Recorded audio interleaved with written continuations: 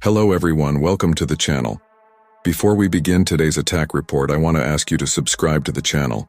Your subscription is very important to us, so please subscribe. Also, write now in the comments which city you're watching from. We'd love to know. All of this because I never thought a simple hiking trip would change my life forever.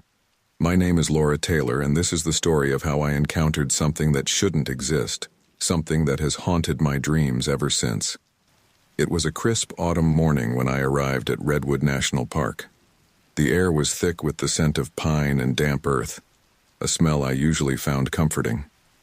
But that day, as I stepped out of my car and shouldered my backpack, an inexplicable unease settled over me. "You've got this, Laura," I muttered to myself, trying to shake off the feeling.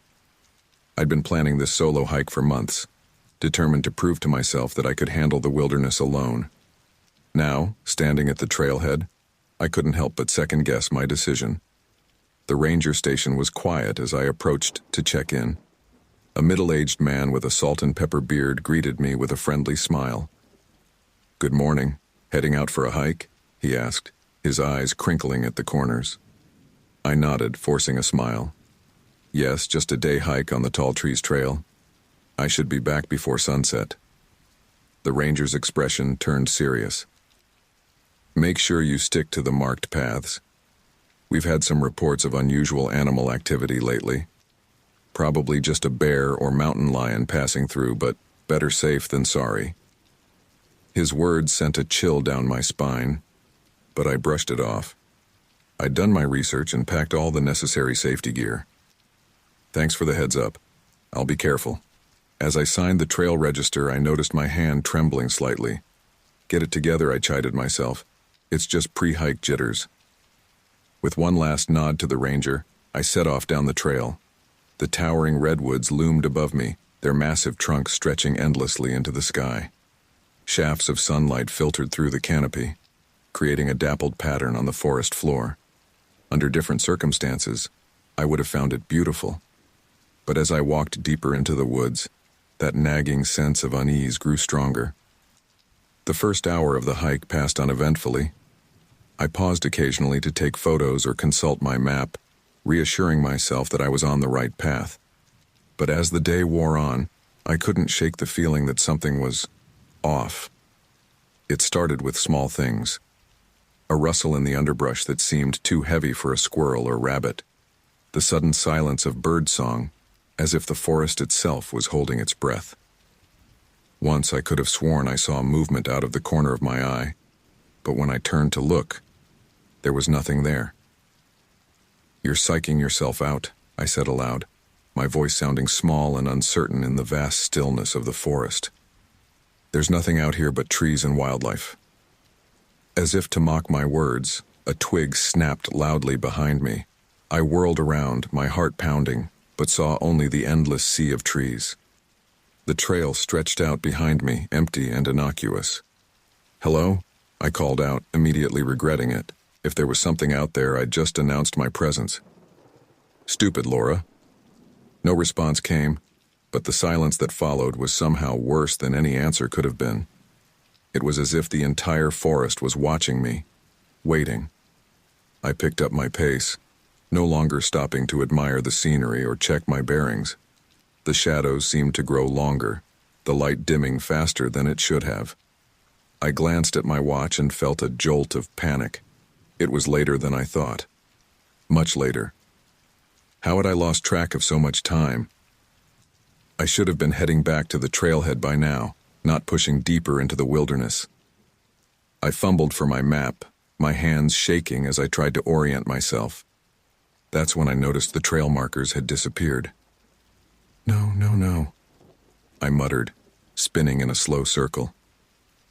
The path I'd been following had vanished, swallowed up by the undergrowth as if it had never existed. How long had I been off the marked trail? Panic rose in my throat, threatening to choke me. I forced myself to take deep breaths, trying to think rationally. "Okay, Laura, you're lost, but you're not helpless. Use your training. Find your way back." I reached for my phone, hoping to use its GPS, only to find no signal. Of course, I was too deep in the forest, surrounded by too many massive trees. I was on my own. As I stood there, trying to decide which direction to take, the air around me seemed to thicken. A strange musky scent filled my nostrils, unlike anything I'd ever smelled before. It was wild, primal, and terrifyingly close. My instincts screamed at me to run, but I forced myself to stay still. Running blindly through an unfamiliar forest was a sure way to get even more lost, or worse, injured. Instead, I slowly turned, scanning the trees around me. The forest had gone deathly quiet, not even the rustle of leaves in the wind to break the silence. As dusk approached, shadows lengthened, creating dark pockets between the trees where anything could hide. That's when I saw it, a flash of movement, just at the edge of my vision. Something large, moving with a speed that defied its size. My breath caught in my throat as I strained to see what it was, but it was gone as quickly as it had appeared. "Hello?" I called out again, my voice trembling. "Is someone there?" Only silence answered me. The light was fading fast now, the forest transforming into a maze of deep shadows and looming shapes. I fumbled in my backpack for my flashlight, my hands shaking so badly I nearly dropped it. As the beam cut through the gathering darkness, I caught sight of something that made my blood run cold. There, in the soft earth just beyond where I stood, was a footprint. But not just any footprint. This was massive, easily twice the size of my own foot, with clear impressions of toes and a depth that spoke of incredible weight. "This isn't real," I whispered, backing away. "This can't be real."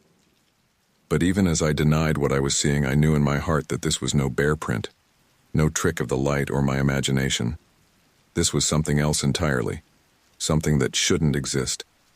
A low, rumbling growl echoed through the trees, so deep I felt it in my chest more than heard it. It was close, too close. Panic finally won out. I turned and ran, no longer caring about getting lost or injured. All that mattered was getting away from whatever had made that sound, whatever had left that impossible footprint. Branches whipped at my face as I crashed through the underbrush, my breath coming in ragged gasps. I could hear something moving behind me, keeping pace effortlessly despite the noise I was making. As I ran, one thought kept repeating in my mind, a mantra of denial and terror. This isn't happening. This can't be happening. But with every pounding step, every rasping breath, I knew the truth. Something was out there in the darkness. Something was hunting me. And as night fell over the redwood forest, I realized with growing horror that my nightmare was only beginning. My lungs burned as I ran through the darkening forest, each breath a ragged gasp that tore at my throat. The beam of my flashlight bounced wildly, creating a dizzying strobe effect that made the shadows seem alive. I had no idea how long I'd been running or in which direction. All I knew was that I had to get away from whatever was pursuing me. Suddenly my foot caught on an exposed root and I went sprawling. The flashlight flew from my hand, clattering against a tree trunk before going out, plunging me into near total darkness. For a moment I lay there, stunned and winded, the taste of blood and dirt in my mouth. "Get up!" I wheezed, forcing myself to my hands and knees. "Get up, Laura." As I struggled to my feet, I became acutely aware of the silence that had fallen over the forest. No crickets chirped, no owls hooted. It was as if the entire world was holding its breath, waiting. That's when I heard it, a low, guttural growl that seemed to come from everywhere and nowhere at once. It was unlike anything I'd ever heard before, a sound that bypassed my ears and went straight to the primal part of my brain that recognized danger. "Oh God," I whispered, my voice barely audible even to myself. "Please. No." I fumbled in the darkness for my flashlight, my hands shaking so badly I could barely grip it. After what felt like an eternity, I found it and flicked the switch. Nothing happened. I shook it frantically, praying for it to work. A faint click, and suddenly a weak beam of light cut through the darkness. Relief flooded through me, but it was short-lived. There, not 10 feet away, was a set of footprints in the soft earth. Massive footprints, each one larger than my entire hiking boot. They hadn't been there moments ago. Whatever had made them was close. Too close. I swung the flashlight around wildly, trying to catch a glimpse of whatever had left those tracks. The weak beam barely penetrated the gloom, turning the surrounding trees into looming, menacing shapes. "Hello?" I called out, immediately regretting it. My voice sounded small and frightened even to my own ears. "Is anyone there?" Only silence answered me, but I could feel eyes on me, watching from the darkness beyond my flashlight's reach. The air grew thick with an unfamiliar, musky scent that made my nostrils flare and my stomach churn. It was an animal smell, wild and dangerous, but mixed with something else. Something almost human, but not quite. I backed away slowly, my eyes darting from shadow to shadow. Every instinct screamed at me to run, but I knew that would be suicide. Whatever was out there, it was faster than me, knew the terrain better. My only hope was to find somewhere to hide, to wait it out until daylight. A twig snapped somewhere to my left and I whirled toward the sound. For a split second, I caught a glimpse of something massive moving in the shadows, just beyond the reach of my flashlight's beam. My heart leapt into my throat. "This isn't real," I muttered, trying to convince myself. "This can't be real." But even as I said it, I knew it was a lie. The footprints, the growl, the fleeting glimpse of something impossibly large moving through the forest, it was all terrifyingly real. I turned to run, no longer caring about stealth or direction. Pure animal panic took over, driving me forward through the underbrush. Branches whipped at my face and arms, leaving stinging welts, but I barely noticed. All that mattered was getting away. Behind me, I could hear heavy footfalls, gaining ground with each passing second. Whatever it was fast, impossibly fast for something so large. I risked a glance over my shoulder and immediately wished I hadn't. There, illuminated briefly by my wildly swinging flashlight, was a hulking silhouette. It was easily 8 feet tall, covered in dark, matted fur, pursuing me with inhuman speed. A scream tore from my throat, raw and primal. I pushed myself harder, my legs burning with the effort. But it wasn't enough. The creature was getting closer, its heavy breathing audible even over the pounding of my heart. Suddenly, the ground beneath my feet disappeared. In my panic, I had run straight off the edge of a steep embankment. For a heart-stopping moment, I was airborne. Then I hit the slope and began to tumble. The world became a dizzying blur of pain and confusion as I rolled down the hillside. Rocks and branches tore at my skin and clothes. I tried to protect my head, but it was useless. I was completely out of control.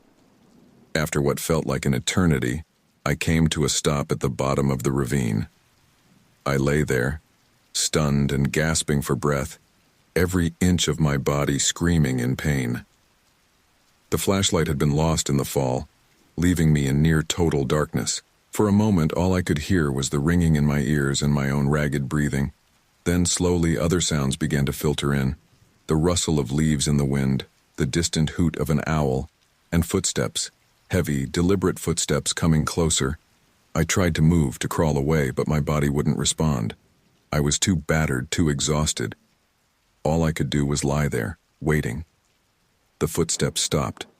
I could sense something looming over me, its presence as palpable as a physical weight.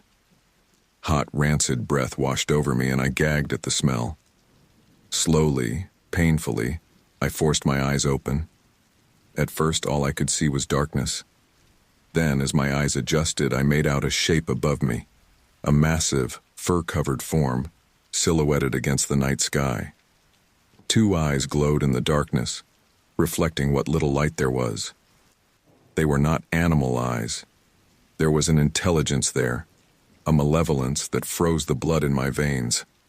I saw BigFoot standing over me, its eyes full of rage. In that moment, I knew I was going to die. This creature, this impossibility, was going to kill me, and no one would ever know what had happened to me. I squeezed my eyes shut, waiting for the killing blow. But it never came. After what felt like an eternity, I dared to open my eyes again. The creature was gone. I was alone in the ravine, battered and terrified, but alive. For a long moment I couldn't move, couldn't even breathe. Had I imagined it? Was I hallucinating from the fall?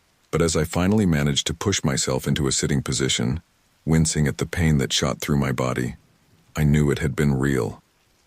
The lingering scent in the air, the trampled vegetation around me, it had all happened.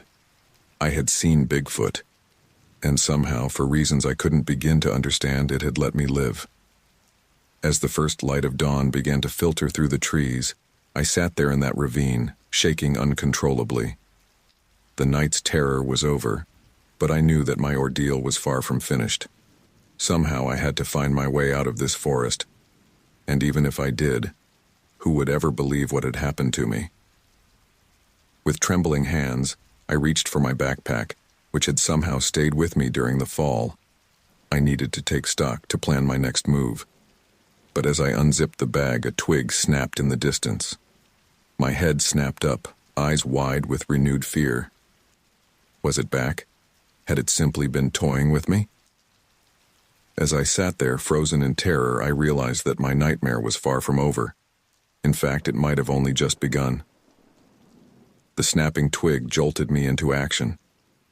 Ignoring the screaming protests of my battered body, I scrambled to my feet, snatching up my backpack. The early morning light was barely enough to see by, casting long shadows that seemed to reach for me with grasping fingers. "Keep it together, Laura," I whispered to myself, my voice hoarse and trembling. "You've got to move." I scanned the ravine, trying to orient myself. The steep slope I'd tumbled down loomed to my right, an impossible climb in my current state. To my left, the ravine seemed to level out somewhat. It was my best chance. As I took my first stumbling steps, a low, rumbling growl echoed through the trees. It was the same sound I'd heard the night before, a sound that didn't belong in this world. My heart leapt into my throat. It was still here, still hunting me. Panic lent strength to my battered limbs. I broke into a run, no longer caring about stealth or direction. All that mattered was putting distance between myself and that thing. The forest floor was treacherous, littered with fallen branches and slick with morning dew. Every step was a gamble, but I couldn't slow down. The growl had been replaced by the sound of heavy footfalls, gaining ground with terrifying speed. "Help!" I screamed, knowing it was futile. There was no one out here, no one to hear me. "Somebody, please!" My foot caught on an exposed root and I stumbled, nearly falling.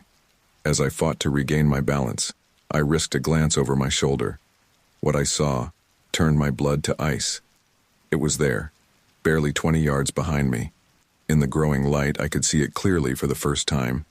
8 feet tall, maybe more, covered in thick, matted fur.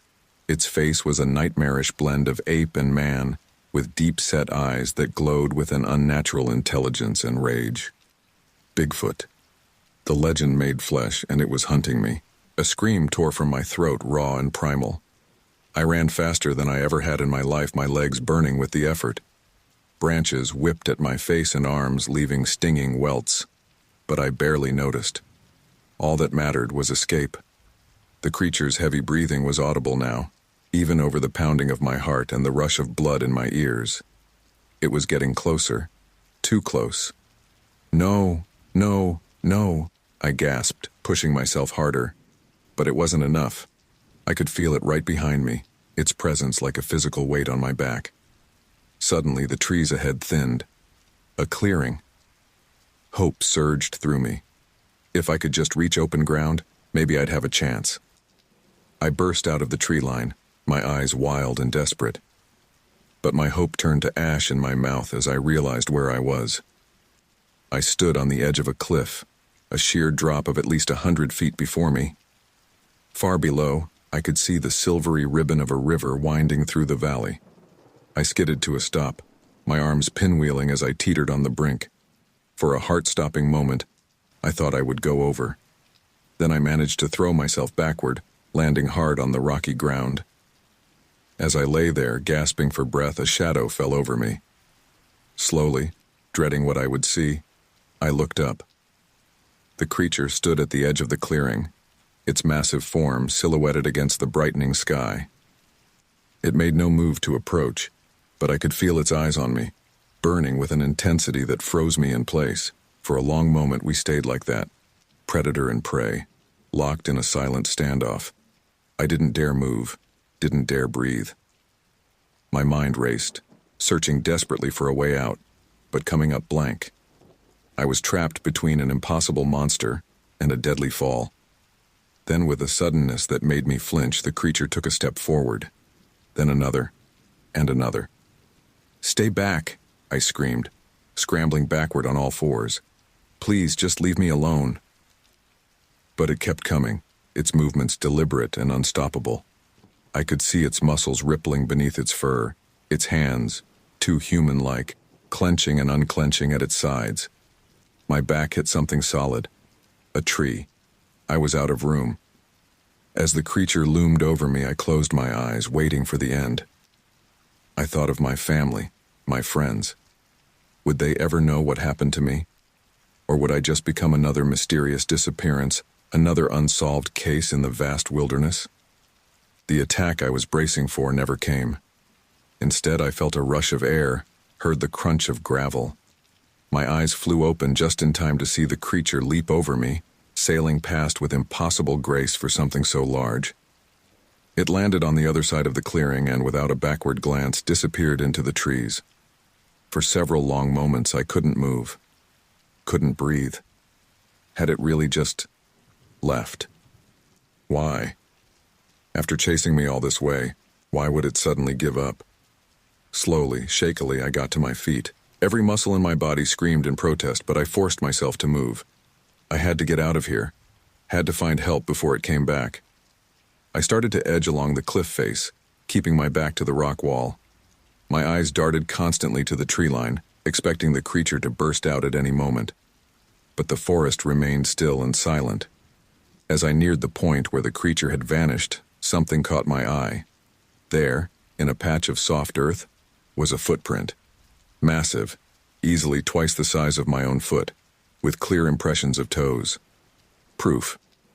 Finally, something tangible to show that I wasn't crazy, that this nightmare had been real. With trembling hands, I reached for my phone. It had somehow survived the chase, though the screen was cracked. No signal, of course, but the camera still worked. I snapped several pictures of the footprint, my hands shaking so badly I had to brace myself against a tree to keep the images from blurring. As I lowered the phone, a twig snapped in the forest behind me. I whirled around, my heart leaping into my throat. There, just visible between the trees, I saw a flash of movement. Something large, moving with unnatural speed and silence. It was back. Without thinking, I turned and ran, no longer caring about the precarious path along the cliff. All that mattered was getting away, finding help, surviving this impossible nightmare. As I ran, one thought pounded through my mind with each frantic heartbeat. This isn't over. The chase isn't over. And somewhere behind me in the depths of the forest I had once thought I knew, something inhuman pursued me with relentless, terrifying determination. My legs burned as I ran along the treacherous cliff edge, each step a gamble between solid ground and a deadly fall. The sound of my pursuer crashed through the underbrush behind me, growing closer with each passing second. I didn't dare look back, focusing all my energy on the path ahead and the desperate hope of escape. Suddenly, the narrow ledge I was following crumbled beneath my feet. Time seemed to slow as I felt myself falling, the world tilting sideways. In that moment, I was certain it was over. I would plummet to my death on the rocks below. But fate, it seemed, had other plans. My hands instinctively shot out, grasping at anything within reach. By some miracle, I managed to catch hold of a protruding root. Pain lanced through my shoulders as my full weight jerked against my arms, but I held on, my feet dangling over the abyss. "Help!" I screamed, though I knew it was futile. There was no one to hear me, no one to come to my rescue. "Please, somebody!" As I struggled to pull myself up, a shadow fell over me. My heart nearly stopped as I looked up, dreading what I would see. There it stood, the creature, BigFoot, looming over me at the edge of the cliff. Its massive form blocked out the morning sun, casting me in its terrible shadow. For a moment, neither of us moved. I hung there, trembling, as it stared down at me with those unnervingly intelligent eyes. Then, with a speed that defied its size, it reached down. Rough, leathery hands grabbed my shoulders, lifting me off the cliff face as if I weighed nothing. For a split second, I felt a surge of confused relief. Was it saving me? That hope was shattered as quickly as it formed. With a guttural roar that shook me to my core, the creature hurled me through the air. I had a brief, dizzying view of the forest canopy spinning above me before I slammed into the trunk of a massive redwood. Pain exploded through my body as I crumpled to the ground. I lay there gasping for breath, every inch of me screaming in agony. Through the haze of pain, I saw the creature approaching, its movements deliberate and menacing. "No," I wheezed, trying to crawl away. My limbs felt like lead, refusing to cooperate. "Please, no." The creature's hot, rancid breath washed over me as it brought its face close to mine. I gagged at the smell, a mixture of rotting meat and something undefinably wild. Its eyes, mere inches from my own, revealed rows of yellowed teeth set in a face that was a nightmarish blend of ape and man. Time seemed to stretch as we stared at each other. In its eyes, I saw something that chilled me more than any roar or physical attack could have: intelligence. This wasn't just some animal acting on instinct. There was purpose behind those eyes, a malevolence that was terrifyingly human. Then, with a speed that belied its massive size, it grabbed me again. Pain lanced through my body as the monster slammed me against the tree trunk once more, knocking what little air remained from my lungs. "Why?" I managed to gasp out, though I knew it couldn't understand me. "Why are you doing this?" The creature's only response was a low, rumbling growl that I felt more than heard. Its grip on me tightened, and for a moment, I was certain it was going to crush the life out of me right there. Instead, it suddenly released me, letting me fall in a crumpled heap at the base of the tree. I lay there, every breath a struggle, unable to move. The creature towered over me, its massive form blotting out the sky. I saw BigFoot standing over me, its eyes full of rage. In that moment, I was sure it was the end. This impossible being, this legend come to life, was going to finish what it had started. But then, something changed. The creature's head snapped up, its attention caught by something in the distance. A faint sound reached my ears. Voices, human voices, carried on the wind. The creature's demeanor shifted instantly. It took a step back, then another, its eyes darting between me and the direction of the voices. For a split second, I saw something like uncertainty in its gaze. Then, with a final, ear-splitting roar that shook leaves from the trees, it turned and bounded away. I watched, my vision blurring as it disappeared into the forest, moving with an agility that shouldn't have been possible for something so large. As the sound of its retreat faded, replaced by the growing voices in the distance, I felt consciousness slipping away. The last thing I saw before darkness took me was the canopy of trees above, swaying gently in the breeze as if nothing extraordinary had happened. When I came to, the world was a haze of pain and confusion. I blinked, trying to focus, and found myself staring up at a concerned face. "Miss, can you hear me?" The voice seemed to come from far away. "We're here to help. You're safe now." I tried to speak, to warn them that we weren't safe, that the creature could return at any moment. But all that came out was a weak groan. "She's conscious," the voice called out to someone I couldn't see. "Radio for emergency evac. We need to get her out of here ASAP." As hands gently examined me, checking for injuries, my mind raced. How could I explain what had happened? Who would believe me? "BigFoot," I managed to croak out. It was BigFoot. The faces above me exchanged glances. I saw the doubt in their eyes, the silent communication that spoke volumes. They didn't believe me. Of course they didn't. "You've been through a lot," one of them said soothingly. "Try not to talk. We're going to get you to a hospital." As they prepared to move me, I caught a glimpse of the forest beyond. The trees stood silent and innocent, betraying no sign of the terror that had unfolded within their depths.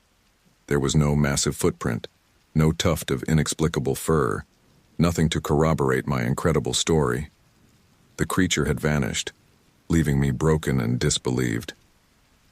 As the rescue team carefully lifted me onto a stretcher, I realized with a sinking heart that this was only the beginning of my ordeal. The physical attack might be over, but the real struggle, to be believed, to make sense of what had happened, was just beginning.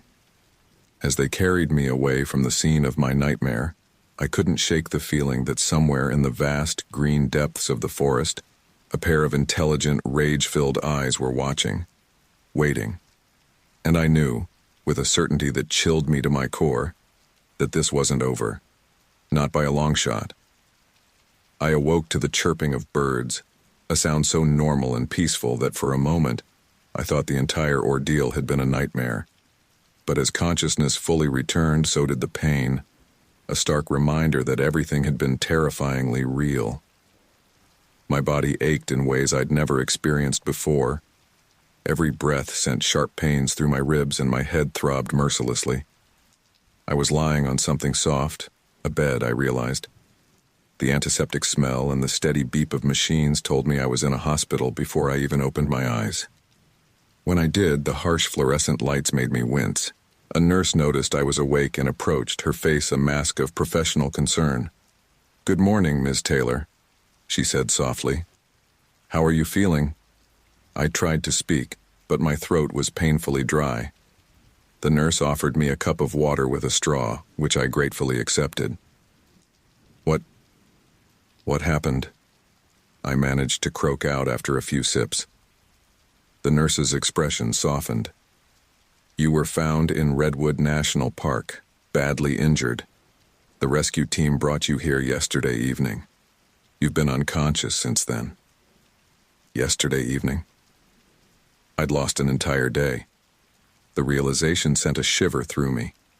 "The creature," I said, my voice gaining strength as panic rose in my chest. "Did they see it? Did anyone else get hurt?" The nurse exchanged a glance with someone out of my line of sight. A man in a white coat, a doctor I presumed, stepped into view. "Ms. Taylor, I'm Dr. Ramirez," he said, his tone gentle but firm. "You've been through a traumatic experience. It's normal to be confused about the details." I shook my head, wincing at the pain the movement caused. "No, you don't understand. There was a creature out there. It attacked me. It was BigFoot," Dr. Ramirez finished for me, his voice neutral. "Yes, you mentioned that when the rescue team found you." The way he said it made it clear he didn't believe me. I could see the doubt in his eyes, the same look the rescue team had given me in the forest. "It's true," I insisted, my voice rising. "I saw it. It chased me. It threw me against a tree. You have to warn people, it's still out there." Dr. Ramirez held up a calming hand. "Ms. Taylor, please try to relax. You're safe now. Your injuries are consistent with a fall in rough terrain. It's not uncommon for the mind to create explanations for traumatic events, especially in stressful situations." I felt a surge of frustration and fear. They thought I was crazy or lying. "My phone," I said, suddenly remembering. "I took pictures of its footprint. They'll prove I'm telling the truth." The doctor nodded to the nurse, who retrieved my belongings from a nearby cabinet. My hands shook as I took my phone, frantically unlocking it and opening the photo gallery. My heart sank. The screen was a spider web of cracks, far worse than I remembered.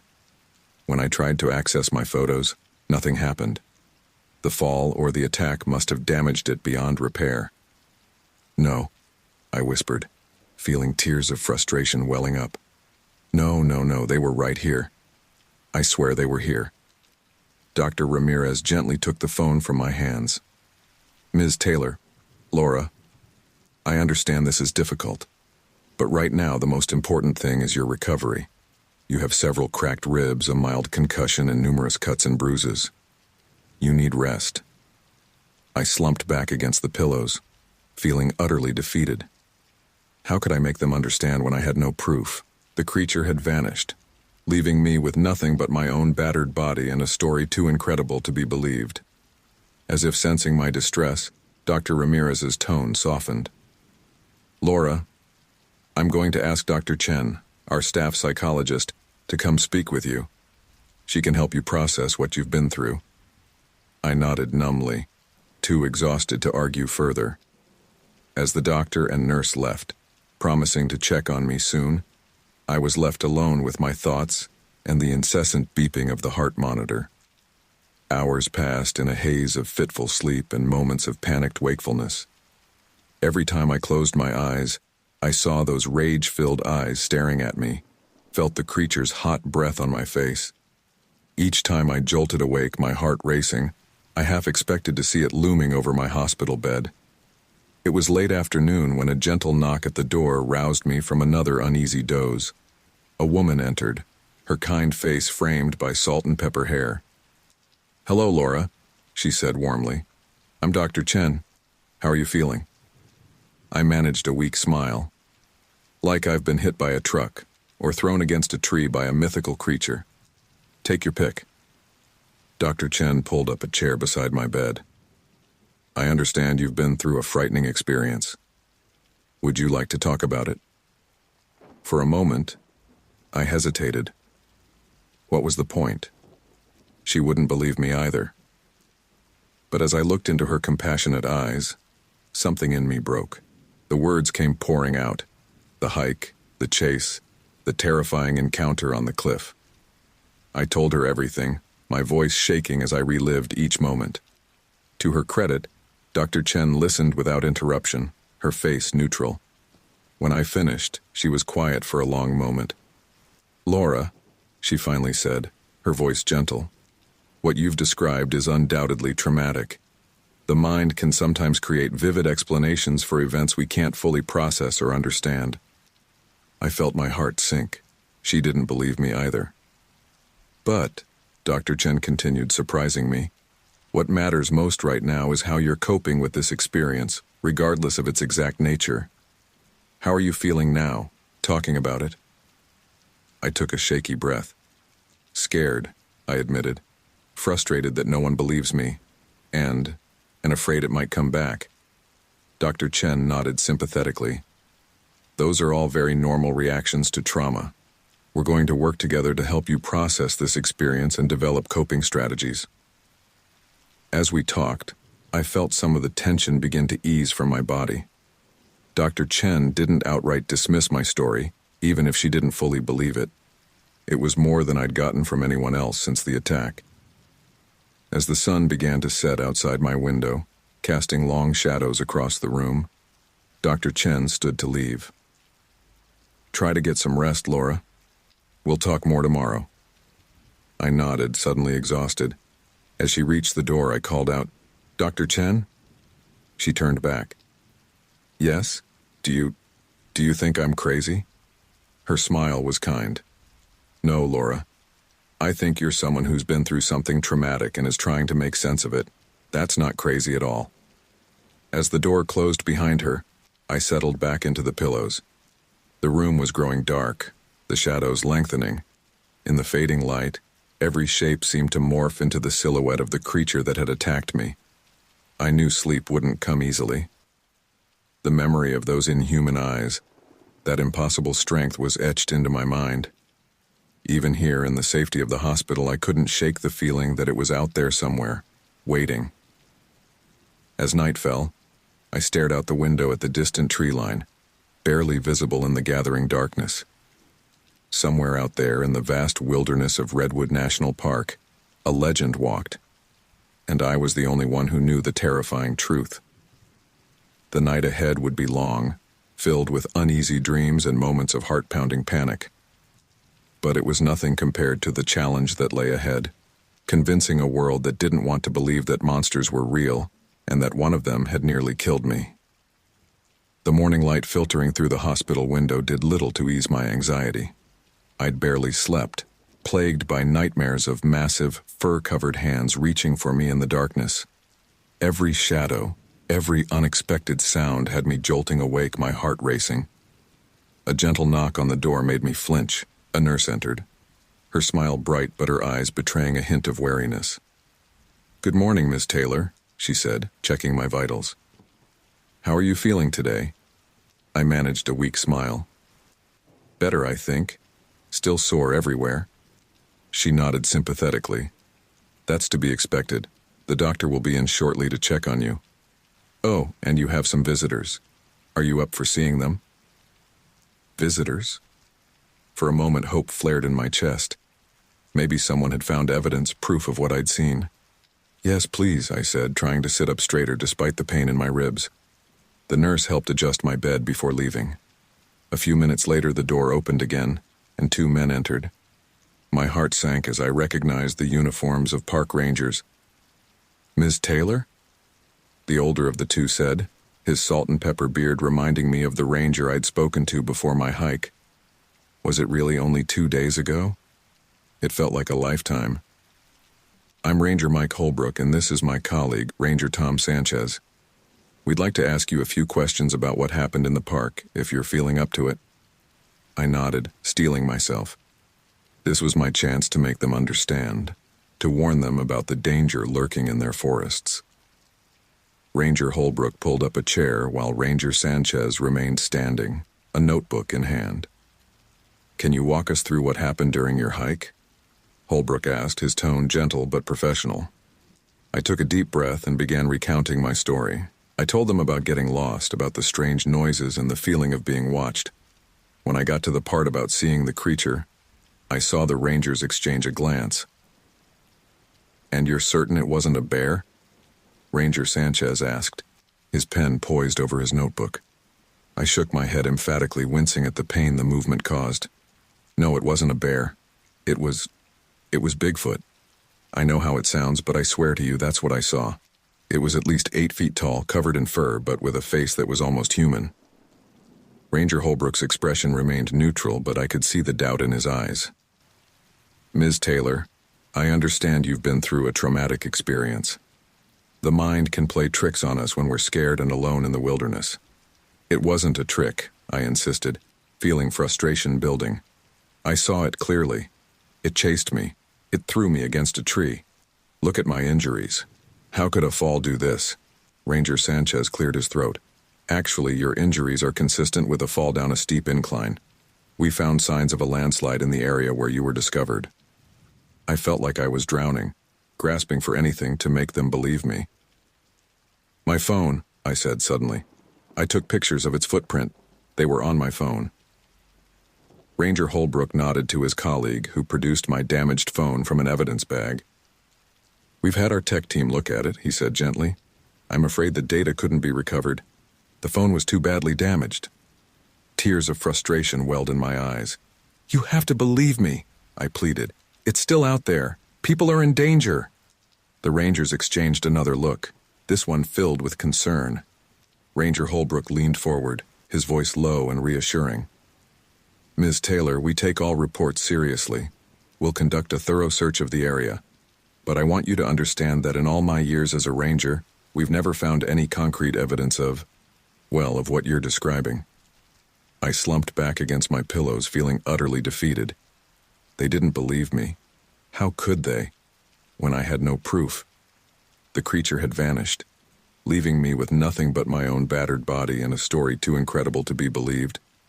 As if sensing my distress, Ranger Holbrook's tone softened. "Laura, may I call you Laura? I know this is difficult, but the most important thing is that you're safe now. We're just glad we found you when we did."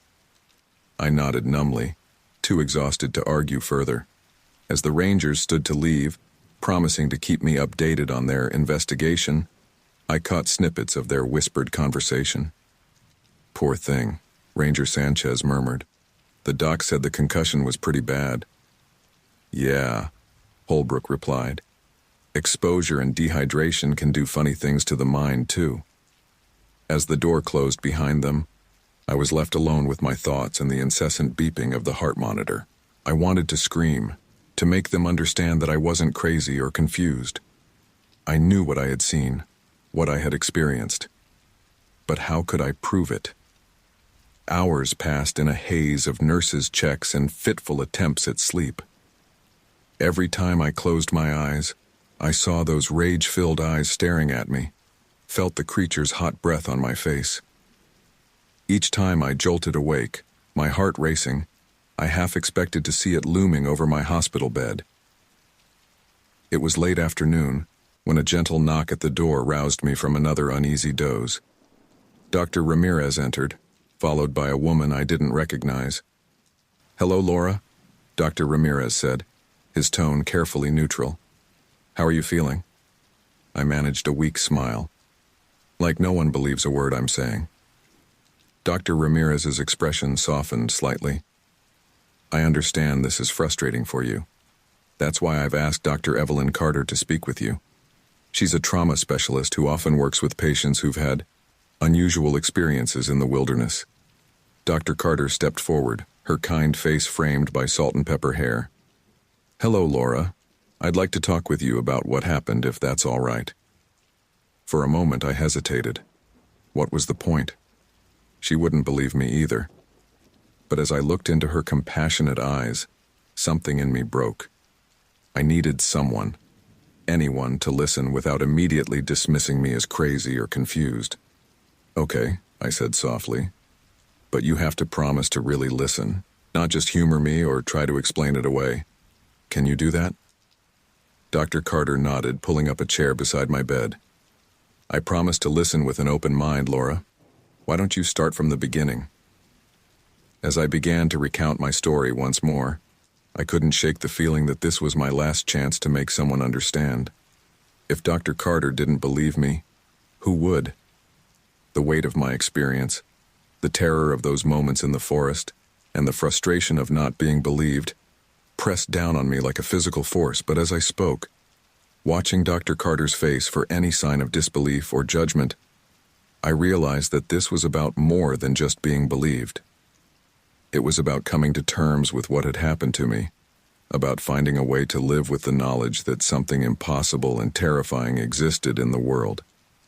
As the sun began to set outside my window, casting long shadows across the room, I steeled myself for whatever came next. Whether Dr. Carter believed me or not, I knew one thing for certain. My life would never be the same after what I had seen in those woods.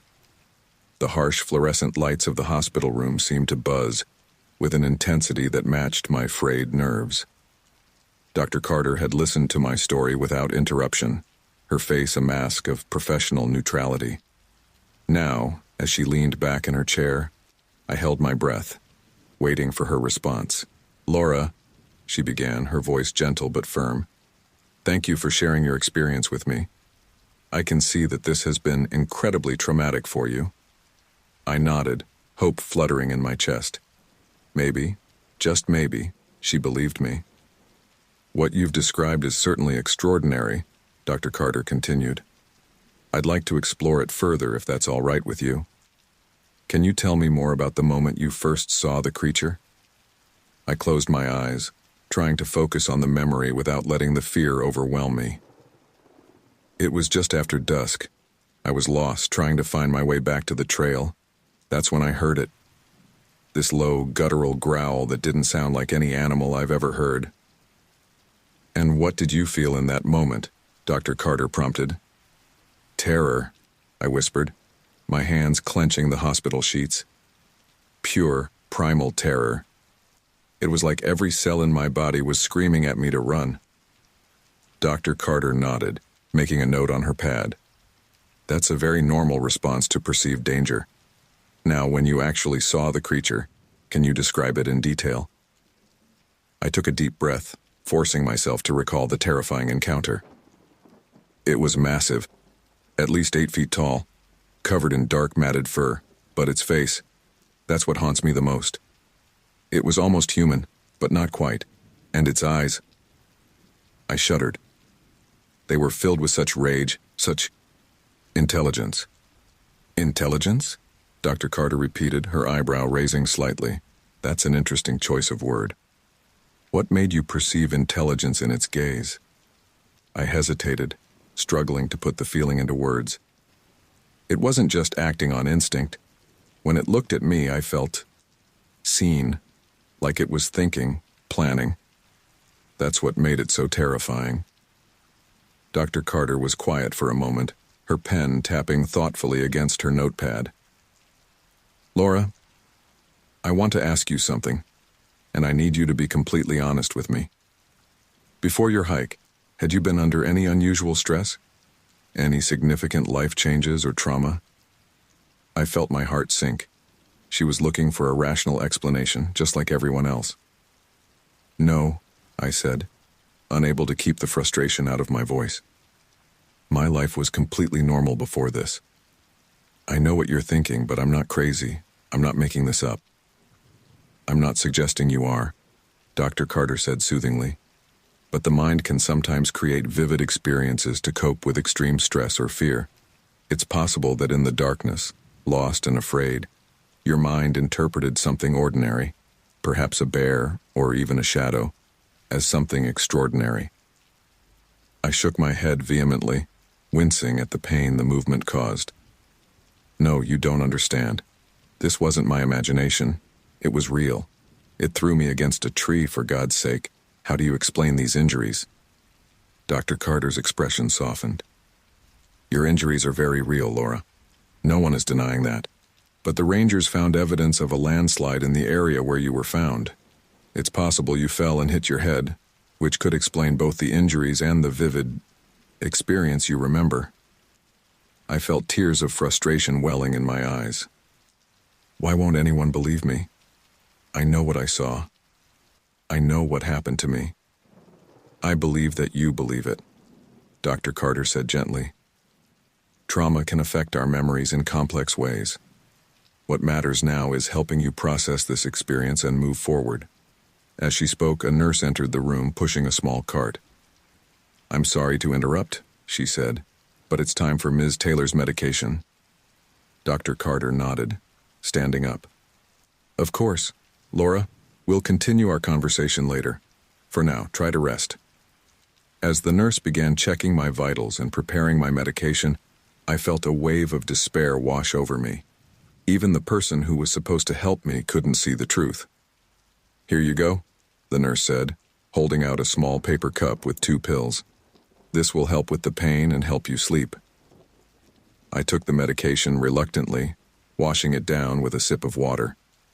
As the nurse adjusted my IV and made notes on my chart, I caught snippets of her hushed conversation with Dr. Carter near the door. Post-traumatic stress. Possible delusional episode. Psych consult in the morning. Their words sent a chill through me. They thought I was losing my mind. Maybe I was. How could I be so certain of something that everyone else dismissed as impossible? As the medication began to take effect, my eyelids grew heavy. The room seemed to blur at the edges, the shadows in the corners growing deeper. For a moment, in my drug-induced haze, one of those shadows seemed to move, to take on a familiar, terrifying shape. I blinked hard, my heart racing. When I looked again, it was just a shadow. But the fear remained, a constant companion that I knew would never truly leave me. As I drifted off into an uneasy sleep, one thought echoed in my mind. I know what I saw. I know what happened to me. And if no one will believe me, how can I ever feel safe again? The night ahead would be long, filled with nightmares of glowing eyes and massive, fur-covered hands reaching for me in the darkness. But it was nothing compared to the challenge that lay ahead. Convincing a world that didn't want to believe that monsters were real, and that one of them had nearly killed me. As consciousness faded, I couldn't shake the feeling that somewhere out there, in the vast wilderness beyond the hospital walls, something was waiting, watching, and I was the only one who knew the terrifying truth.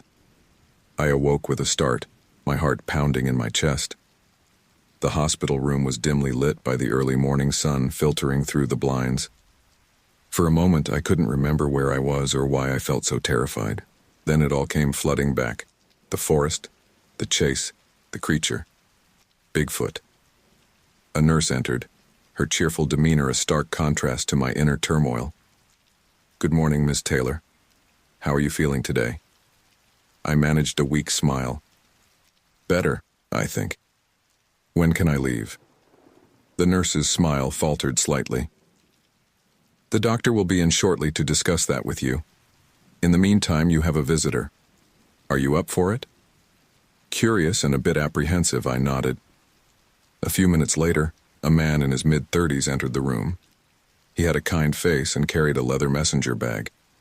Ms. Taylor, I'm Jack Brennan, a journalist with the local paper. I was hoping I could talk to you about what happened in the forest. My heart leapt. Finally, someone who might listen, who might help me get the truth out. Yes, please, come in, I said eagerly. Jack sat down, pulling out a notepad.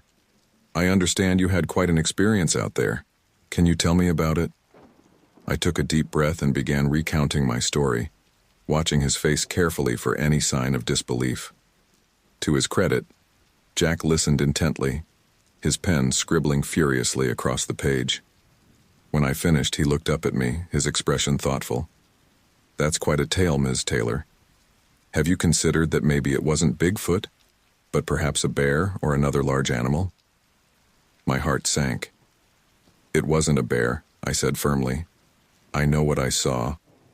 It was bipedal, at least 8 feet tall, with a face that was almost human. I've never seen anything like it before. Jack nodded, jotting something down. And you're certain about the height? 8 feet is quite tall. I'm certain, I insisted. Look, I know how it sounds. I know everyone thinks I'm crazy or confused. But I know what I saw. It was real, and it's still out there. Jack's expression softened. I believe that you believe it, Ms. Taylor. Trauma can do strange things to our perceptions. Have you spoken with a psychologist about your experience? I felt my frustration rising. Yes, and she doesn't believe me either. Nobody does. But that doesn't change what happened. I took pictures of its footprint on my phone, but the phone was damaged in the attack. I see, Jack said, his tone neutral. And the rangers didn't find any unusual tracks or signs in the area where you were found? I shook my head, fighting back tears of frustration. No, they said there was just evidence of a landslide. But I'm telling you, it wasn't a landslide that did this to me. It was BigFoot. Jack finished writing and closed his notepad. Thank you for sharing your story with me, Ms. Taylor. I know this must be difficult for you. As he stood to leave, I grabbed his arm. Please, I said desperately. You have to believe me. People need to know what's out there. They're in danger. Jack gently removed my hand, his expression sympathetic but distant. I'll look into it, Ms. Taylor. Try to get some rest. As the door closed behind him, I slumped back against my pillows, feeling utterly defeated. Even a journalist, someone whose job it was to uncover the truth, didn't believe me. Hours passed in a haze of medical checks and uneasy sleep. Every time I closed my eyes, I saw those rage-filled eyes staring at me, felt the creature's hot breath on my face. Each time I jolted awake, my heart racing, I half expected to see it looming over my hospital bed. In the afternoon, Dr. Ramirez came to check on me, accompanied by Dr. Carter. Their expressions were carefully neutral, but I could sense their concern, not for my physical injuries, but for my mental state. Laura, Dr. Ramirez began gently, we've been discussing your case, and we think it might be beneficial for you to speak with a specialist in trauma-induced hallucinations. I felt my chest tighten. Hallucinations? You think I hallucinated being attacked by BigFoot? Dr. Carter leaned forward, her voice soothing. Laura, what you experienced was very real to you. But sometimes, when we're in extreme situations, lost, afraid, possibly concussed, our minds can create vivid experiences to help us cope. I shook my head vehemently. No, you don't understand. This wasn't in my head. It was real. I felt its hands on me. I saw it clearly. Dr. Ramirez exchanged a glance with Dr. Carter. Laura, we're not trying to dismiss your experience, but we need to consider all possibilities. Your injuries are consistent with a fall, and there's no physical evidence to support the presence of a large, unknown creature. I felt tears of frustration welling in my eyes. So that's it? You're just going to write me off as crazy? No one is calling you crazy, Dr. Carter said firmly. We're just trying to help you process this traumatic event in a healthy way. As they continued to talk, outlining their plans for my treatment, I felt a sense of hopelessness washing over me. How could I make them understand when I had no proof? The creature had vanished, leaving me with nothing but my own battered body and a story too incredible to be believed. After they left, I lay in bed, staring out the window at the distant tree line. Somewhere out there, I knew the creature was still roaming free, and I was the only one who knew the truth. As night fell, casting long shadows across my room, I made a decision. If no one would believe me, I'd have to find proof myself. I couldn't go back into those woods. The very thought made my heart race with fear. But there had to be a way to uncover the truth. I reached for the hospital phone, my hands shaking slightly as I dialed. After a few rings, a familiar voice answered. "Hello?" "Mom," I said, fighting to keep my voice steady. "I need your help. Can you bring me my laptop when you visit tomorrow? There's something I need to do." As I hung up the phone, I felt a mix of determination and dread. I knew that pursuing this could cost me everything: my credibility, my relationships, maybe even my freedom if people truly believed I was delusional. But I couldn't let it go. I couldn't pretend it hadn't happened. Because somewhere out there, in the vast wilderness of Redwood National Park, a legend walked. And I was the only one who knew the terrifying truth. As I settled back into my bed, preparing for another night of uneasy sleep and vivid nightmares, I couldn't shake the feeling that this was just the beginning. The search for truth and for vindication was about to begin. The gentle hum of the hospital machinery had become a constant backdrop to my thoughts, a reminder of where I was and why. As morning light filtered through the blinds, I found myself staring at the ceiling, my mind replaying the terrifying events in the forest for what felt like the 1,000th time. A soft knock on the door jolted me from my reverie. My mother entered, her face etched with concern and fatigue. She'd been by my side since I was brought in, a silent pillar of support, even as doubt clouded her eyes. "Good morning, sweetheart," she said, forcing a smile. "How are you feeling today?" I managed a weak smile in return. "Better, I think. Thanks for coming, Mom." She set her purse down and pulled up a chair beside my bed. "Of course, Laura. I brought your laptop like you asked. Are you sure you're up for using it?"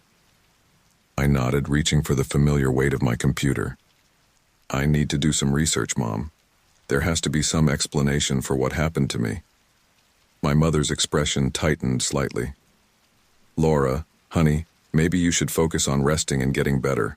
The doctors said—" "I know what the doctors said," I interrupted, unable to keep the frustration from my voice. "They think I'm crazy or confused. But I know what I saw, Mom. It was real." She reached out, gently squeezing my hand. "I believe that you believe it, sweetheart. But you've been through a traumatic experience. Sometimes our minds can play tricks on us when we're scared." I pulled my hand away, feeling a pang of guilt at the hurt in her eyes. "It wasn't a trick, Mom. I saw it. I felt it. It was there." Silence fell between us, heavy with unspoken words and growing distance. Finally, my mother stood, smoothing her skirt with trembling hands. "I'll let you rest. The nurse said Dr. Carter wants to speak with you again this afternoon." As the door closed behind her, I felt a wave of loneliness wash over me. Even my own mother couldn't bring herself to believe me. I was truly alone in this. With a deep breath, I opened my laptop and began my search. "Bigfoot sightings, Redwood National Park," I typed, my fingers flying across the keyboard. Hours passed as I delved deeper and deeper into the world of Bigfoot research. Some accounts were clearly hoaxes or misidentifications, but others sent chills down my spine with their similarity to my own experience. A knock at the door made me jump. Dr. Carter entered, her kind face etched with concern as she took in my disheveled appearance and the laptop balanced on my knees. "Laura," she said gently, "what are you doing?" I turned the screen towards her, my voice urgent. "Look at this, Dr. Carter. There have been other sightings in the area. People have reported similar experiences to mine. I'm not crazy. I'm not alone in this." Dr. Carter sighed, pulling up a chair. "Laura, I understand you're trying to make sense of what happened to you, but diving into conspiracy theories and unverified reports isn't going to help you heal." "They're not conspiracy theories," I insisted, my voice rising. "These are real people with real experiences just like mine." "Laura," Dr. Carter said, her tone firm but gentle, "I need you to listen to me. What you experienced was traumatic, and your mind is trying to process it. But fixating on this idea of Bigfoot isn't healthy. It's preventing you from dealing with the real trauma of being lost and injured in the wilderness." I felt tears of frustration welling in my eyes. Why won't anyone believe me? I know what I saw. I know what happened to me. Dr. Carter leaned forward, her eyes full of compassion. "I believe that you believe it, Laura. But part of my job is to help you distinguish between what you think you experienced and what actually happened. The rangers found no evidence of any large creature in the area where you were found. Your injuries are consistent with a fall. Isn't it possible that in your fear and confusion your mind created an explanation that felt real to you?" I wanted to scream, to make her understand. But as I looked into her kind, concerned face, I realized it was useless. She would never believe me. None of them would. "Maybe you're right," I said quietly, closing my laptop. "Maybe I just need some rest." Dr. Carter nodded, seemingly relieved. "That's a good idea, Laura. Try to get some sleep. We'll talk more tomorrow." As she left, I felt a heaviness settle over me. Not just the physical pain of my injuries, but a deep, emotional exhaustion. I was tired of fighting, tired of trying to make people understand. But as I lay back in my hospital bed staring out the window at the distant tree line, I couldn't shake the memory of those rage-filled eyes, the feeling of inhuman strength as it threw me against the tree. It had been real. I knew it had been real.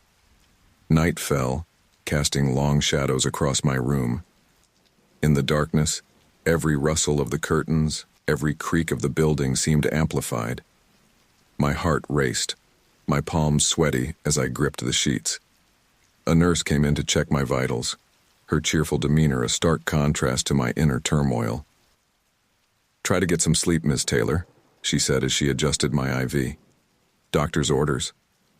But as she left and the room plunged back into darkness, I knew sleep would be impossible.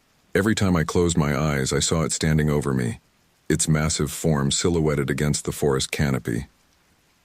I reached for the remote, turning on the small TV mounted on the wall. The low murmur of a late-night talk show filled the room, providing a small comfort against the pressing silence. As I lay there, my mind racing despite my exhaustion, a thought began to form.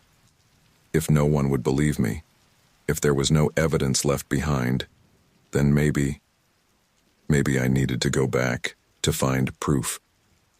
The very idea sent a chill down my spine.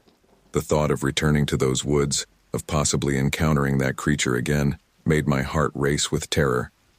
But what choice did I have? How else could I prove that I wasn't crazy, that what I had seen was real? As the first light of dawn began to creep through the blinds, I made a decision. I would find a way to prove the truth, no matter the cost.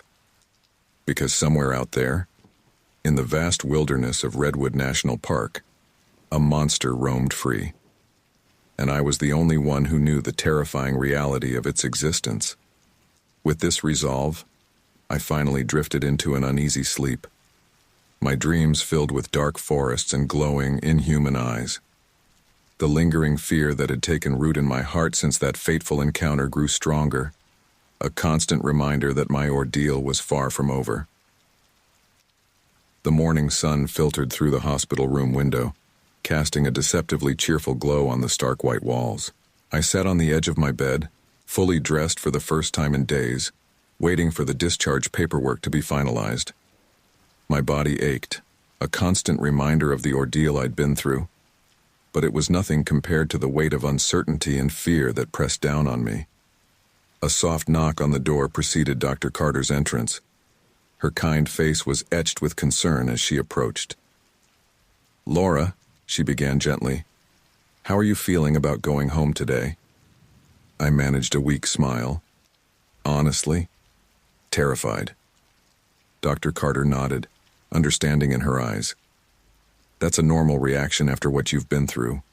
I want to talk about your ongoing care and some coping strategies for the days ahead." As she spoke, outlining plans for therapy sessions and support groups, I found my gaze drawn to the window.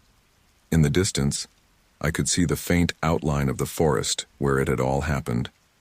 My heart rate quickened at the mere sight of it. "Laura?" Dr. Carter's voice snapped me back to the present. "Are you listening?" I nodded, forcing myself to focus. "Yes, sorry. You were saying about the support group?" She sighed, setting down her clipboard. "Laura, I know you're still struggling with what you believe you saw in the forest, but it's crucial for your recovery that you start to separate those beliefs from reality. The group can help with that." I felt a familiar surge of frustration. "Dr. Carter, I know what I saw. It wasn't a hallucination or a trauma response. It was real." "I understand that's how it feels to you," she replied, her tone maddeningly patient. "But there's no evidence to support the existence of what you described. Focusing on this belief is only going to hinder your recovery." I was saved from responding by the arrival of my mother, carrying a small duffel bag of clothes and necessities. "Ready to go home, sweetheart?" she asked, her smile not quite reaching her eyes. The drive home was tense, filled with awkward attempts at small talk and long stretches of silence. As we passed the turnoff for Redwood National Park, I felt my whole body tense. "Mom," I said suddenly, "can we stop for a minute?" She glanced at me, concern evident in her expression. "Are you feeling okay? Do you need to go back to the hospital?" I shook my head. "No, I need a moment." Reluctantly, she pulled over at a scenic viewpoint. I got out of the car on shaky legs, walking to the railing that overlooked the vast expanse of forest below. Standing there, staring at the sea of green that had nearly claimed my life, I felt a mix of emotions wash over me. Fear, certainly. The memory of those terrifying moments was still fresh. But also a strange, almost magnetic pull. Somewhere in those woods, the truth was waiting. The proof I needed to make everyone believe me. "Laura?" My mother's voice was tentative as she approached. "We should get going. The doctor said you need rest." I turned to her, seeing the worry etched in every line of her face. "Mom, I need you to believe me. What happened out there? It was real. I'm not crazy." She reached out, gently squeezing my arm. "Oh, honey, I know you believe that. But sometimes our minds play tricks on us when we're scared. The important thing is that you're safe now." I pulled away, frustration bubbling up inside me. "It wasn't a trick, Mom. I know what I saw. Why won't anyone believe me?" The drive home resumed in tense silence. As we pulled into our driveway, I felt a strange sense of unreality. How could everything look so normal when my entire world had been turned upside down? The next few days passed in a blur of well-meaning visitors, phone calls from concerned friends, and sleepless nights filled with vivid nightmares. Every unexplained sound in the house sent me into a panic, convinced that somehow the creature had followed me home. A week after my return, I found myself standing at the edge of a local park, staring at the tree line. It wasn't the same forest where it had happened, but the sight of the dense foliage made my heart race all the same. "You can do this," I muttered to myself, taking a shaky step forward. "It's just trees, it can't hurt you here." But as I approached the first line of trees, memories flooded back with overwhelming intensity. The sound of heavy footfalls behind me, the hot, rancid breath on my face, those eyes, filled with an intelligence and rage that was terrifyingly inhuman. I stumbled backward, gasping for air, my vision blurring with tears of frustration and fear. An elderly couple walking nearby gave me concerned looks, quickening their pace to move away from the crazy woman having a breakdown at the edge of the park. That night, as I lay in bed staring at the ceiling, I came to a difficult realization. I couldn't keep living like this, jumping at every shadow and avoiding anything remotely resembling a forest. But I also couldn't pretend that what had happened wasn't real. I reached for my laptop, opening a new document. If no one would believe me, I would document everything. Every detail I could remember, every scrap of research I could find. Maybe, someday, it would help someone else who encountered the unbelievable. As I typed, pouring out my experience in stark, unembellished prose, I felt a strange sense of calm settle over me. The fear was still there, a constant companion I suspected would never truly leave me. But there was also a resolve growing stronger with each word I wrote. I might never be able to prove what happened to me. The creature, BigFoot, Sasquatch, whatever it was, had vanished back into the depths of the forest, leaving no trace but the scars on my body and psyche. But I knew the truth. And maybe, just maybe, that would be enough. As the first light of dawn began to creep through my window, I finished writing and closed my laptop. I knew that the road ahead would be long and difficult. There would be therapy sessions where I'd be encouraged to let go of my delusions. Friends and family who would treat me with a mix of pity and wariness. Nightmares that would jolt me awake, heart pounding and drenched in sweat. But I also knew that somewhere out there, in the vast wilderness of Redwood National Park, and perhaps beyond, something extraordinary and terrifying existed, and I was one of the few who knew the truth. As I finally drifted off to sleep, exhausted but somehow lighter for having put my story into words, a distant sound filtered through my window. It might have been the wind or a car backfiring or any number of mundane noises. But to me, half asleep and forever changed by my encounter, it sounded like a roar. A reminder that some truths are too big, too impossible for the world to accept. And that sometimes, the only peace we can find is in knowing our own truth, even if we're the only ones who believe it. As I guided my old Ford pickup along the winding mountain road, the lush green canopy of the Appalachian forest enveloped me. The farther I drove from civilization, the more a peculiar silence settled over the landscape.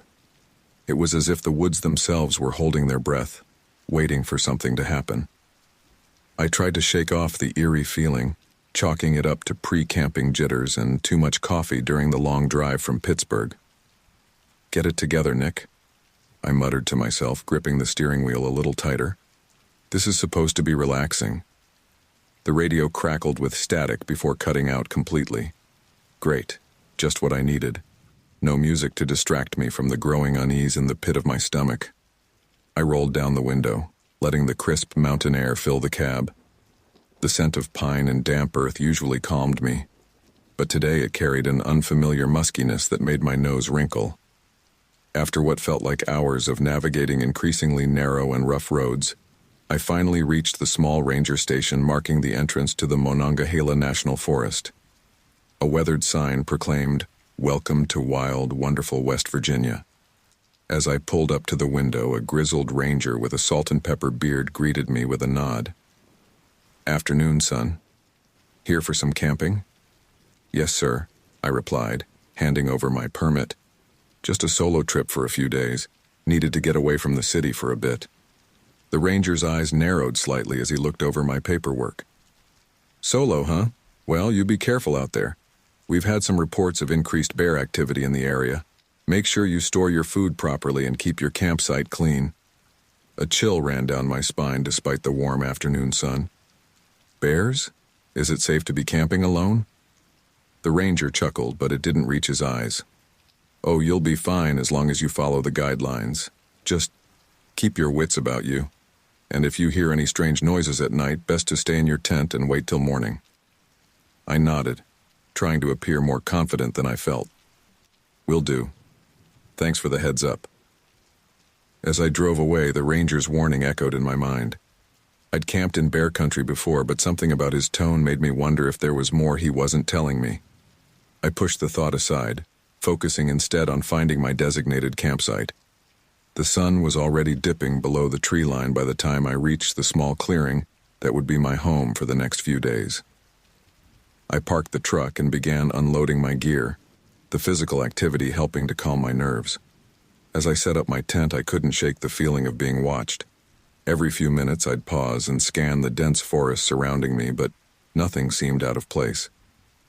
"Just your imagination running wild, Harris," I said aloud, hoping the sound of my own voice would dispel the growing sense of dread. With the tent secured, I set about gathering firewood. The forest floor was damp from recent rain, making it difficult to find dry kindling. As I ventured further from my campsite, the shadows between the trees seemed to deepen, playing tricks on my eyes. More than once I thought I saw something large move in my peripheral vision, only to find nothing when I turned to look. By the time I had a decent pile of wood, twilight had fallen. I hurried back to my camp, my skin crawling with each snapping twig beneath my feet. The campfire took longer than usual to start, the damp wood hissing and sputtering before finally catching. As the flames grew, casting a warm glow around my little clearing, I felt some of the tension leave my body. I sat by the fire, heating up a can of beans for dinner, and trying to enjoy the solitude I'd come here for. But as night fully descended, the forest came alive with sounds that set me on edge. Owls hooted in the distance, their calls seeming more ominous than I remembered. Small animals rustled in the underbrush, each noise making me jump slightly. "Get a grip," I whispered to myself. "You've done this 100 times, it's just camping." But deep down I knew this felt different. There was a heaviness to the air, a sense of anticipation that I couldn't explain. As I finished my meager dinner, a low, guttural sound echoed through the trees. It was unlike anything I'd ever heard before. Not quite a growl, not quite a roar, but something in between that made the hair on the back of my neck stand up. I scrambled to my feet, heart pounding. "Hello?" I called out, immediately regretting it. If there was something out there, I'd just announced my presence. Silence fell over the forest, as if every creature was holding its breath. I stood there, straining my ears for any sign of movement, but heard nothing except the crackling of my campfire. After several tense minutes, I convinced myself it must have been the wind or some distant animal I wasn't familiar with. Still, as I prepared for bed, I couldn't shake the feeling that something was very wrong. I double-checked the locks on my truck and made sure all my food was secured in the bear-proof container.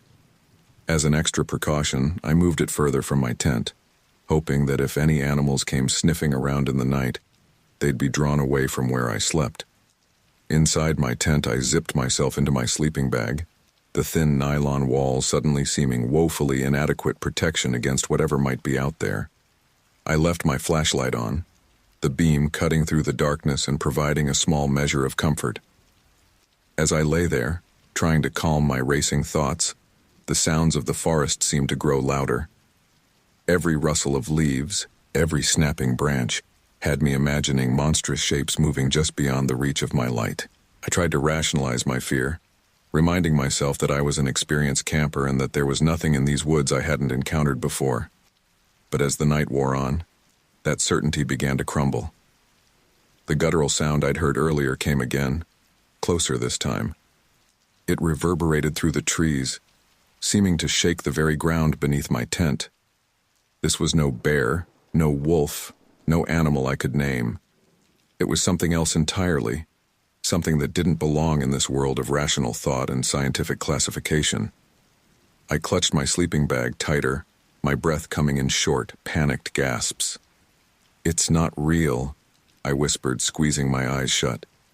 "It's not real. It's not real." But the heavy footsteps drawing nearer to my tent told a different story. Something was out there, something big, something hungry, and as a massive silhouette suddenly blocked the moonlight filtering through my tent, I realized with horrifying certainty that my camping trip had just become a nightmare from which I might never wake up. The chapter ends here, setting the stage for the terrifying events of Chapter 2, where Bigfoot will make its first direct contact with the protagonist. The narrative maintains a dark and realistic tone, focusing solely on the events described in the synopsis for Chapter 1. It builds tension and a sense of impending doom, preparing the reader for the horror that is about to unfold. My heart pounded in my chest as the massive silhouette loomed over my tent. The thin fabric, which had seemed like such flimsy protection before, now felt like nothing more than tissue paper between me and whatever was out there. I held my breath, hoping against hope that if I stayed perfectly still, the creature might lose interest and move on. But then the smell hit me. An overwhelming, musky odor filled the tent, unlike anything I'd ever encountered before. It was primal, wild, and terrifyingly alien. The air seemed to thicken with it, making it hard to breathe. I fought the urge to gag, knowing that any sound might provoke the beast outside. "Please," I whispered, barely audible even to myself. "Please just go away." As if in response to my plea, a low, rumbling growl vibrated through the air. It was so deep I felt it in my bones, a sound no bear or wolf could make. My mind raced, trying to make sense of what was happening. This couldn't be real. Things like this didn't happen in real life, only in movies or campfire stories. Suddenly, massive clawed hands began tearing at the tent fabric with terrifying ease. The sound of ripping nylon filled the air as moonlight streamed in through the growing holes. I caught glimpses of matted fur and gleaming eyes, my brain refusing to process what I was seeing. In a panic, I scrambled to unzip my sleeping bag, knowing I needed to run but feeling like I was moving through molasses. Just as I freed myself, the entire roof of the tent was ripped away, leaving me exposed to the night sky and the monstrous figure that now stood fully revealed. It was enormous, easily 8 feet tall, with a broad, powerful frame covered in thick, dark fur. Its face was a nightmarish blend of ape and man, with deep-set eyes that glowed with an unnatural intelligence and malevolence. This was no animal driven by mere instinct. There was purpose in its movements, a calculated cruelty that froze me in place. For a moment we stared at each other, predator and prey locked in a terrifying tableau. Then, with a speed that belied its massive size, the creature reached for me. I tried to roll away, but its huge hand closed around my ankle, yanking me from the shredded remains of my tent. "No!" I screamed, my voice shrill with terror. "Let go! Help! Somebody help me!" But I knew there was no one to hear my cries. I was alone in the wilderness with this impossible monster. The beast dragged me across the campsite, my fingers clawing desperately at the ground, trying to find purchase on roots or rocks. The rough forest floor tore at my skin, branches and thorns leaving bloody scratches along my arms and legs. The creature's grip was like iron, its inhuman strength rendering my struggles futile. I could feel its hot breath on my legs as it pulled me closer, that horrifying musk growing stronger. In the back of my mind, a small, detached part of me realized that this must be what Bigfoot smelled like. The absurdity of the thought almost made me laugh hysterically. As we reached the edge of the clearing, the beast suddenly stopped. It lifted me by the ankle, dangling me upside down as easily as if I were a rag doll. I found myself face to face with the monster, its breath hot and fetid on my skin. Those eyes, glowing with an eerie intelligence, seemed to bore into my soul. "What do you want?"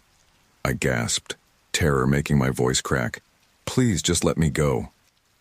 The creature tilted its head, almost as if it were considering my words.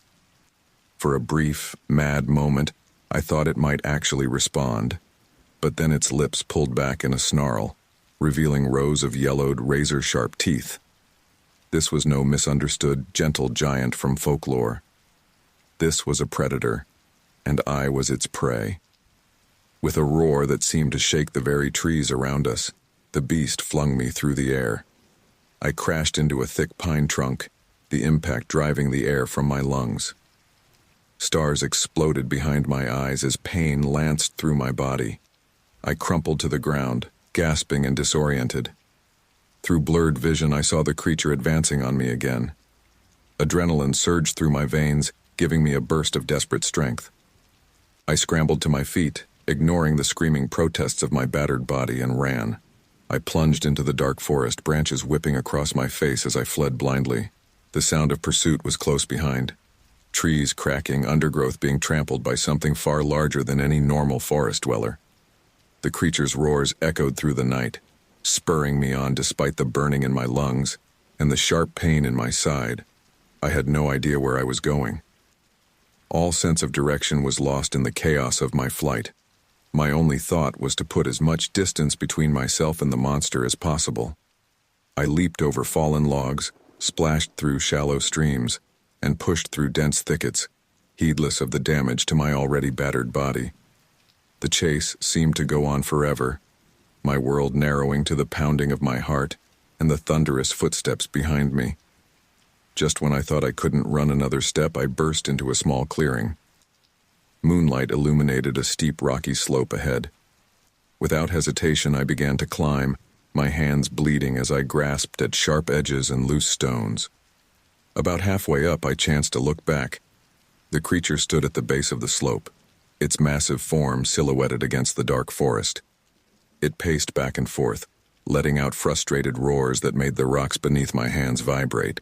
For whatever reason, it seemed unwilling to follow me up the steep incline. Taking advantage of this momentary reprieve, I redoubled my efforts to climb. My muscles screamed in protest, every movement sending jolts of pain through my battered body. I forced myself to sit up, wincing at the pain that shot through my ribs. I had to keep moving. I had to find help, or at least a safe place to hide until daylight. With trembling limbs, I pushed myself to my feet. The forest stretched out before me, dark and foreboding. Somewhere in those woods, a monster was hunting me. And as I took my first unsteady steps forward, I realized that my fight for survival had only just begun. My legs burned with exhaustion as I stumbled through the pitch-black forest. Every step was agony, my battered body screaming for rest, but the memory of those glowing, predatory eyes kept me moving. The creature's roars had faded into the distance, but I knew better than to believe I was safe. This was its territory, and I was nothing more than prey. The adrenaline that had fueled my initial escape was wearing off, leaving me shaky and disoriented. I had no idea where I was or which direction might lead to safety. The dense canopy above blocked out most of the moonlight, leaving me to navigate by touch more than sight. "Keep it together, Nick," I muttered to myself, my voice hoarse and barely audible.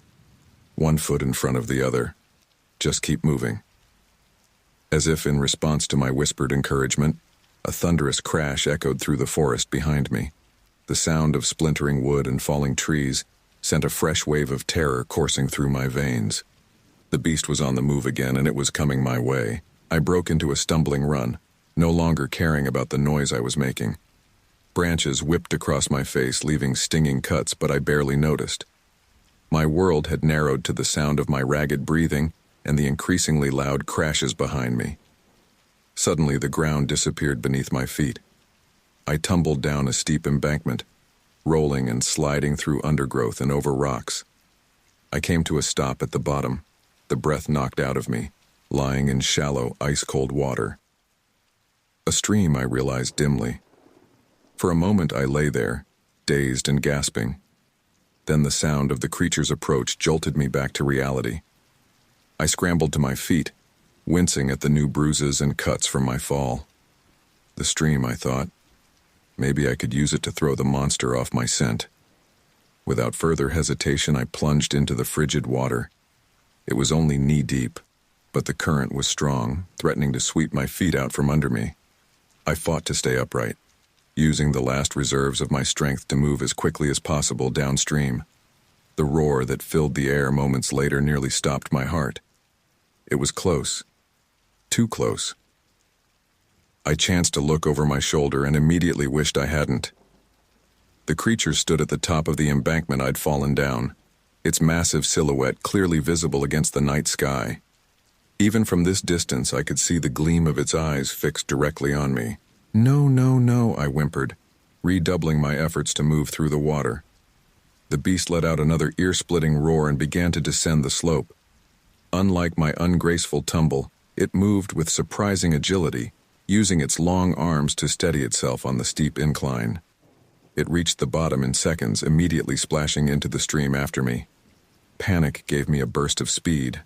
I abandoned any attempt at stealth, thrashing through the water as fast as I could. But the creature's strides were enormous, easily closing the distance between us. The sound of its pursuit was deafening, water splashing, rocks being dislodged, and that terrible guttural breathing growing ever closer. Just ahead, I spotted a place where the stream bent sharply around a large boulder. It was a desperate plan, but it was all I had. I pushed myself harder, ignoring the burning in my muscles and lungs. As I reached the bend, I threw myself behind the boulder, pressing my body against the cold stone and praying the creature would overshoot my position. For a heart-stopping moment, all I could hear was the rushing of the stream and my own labored breathing.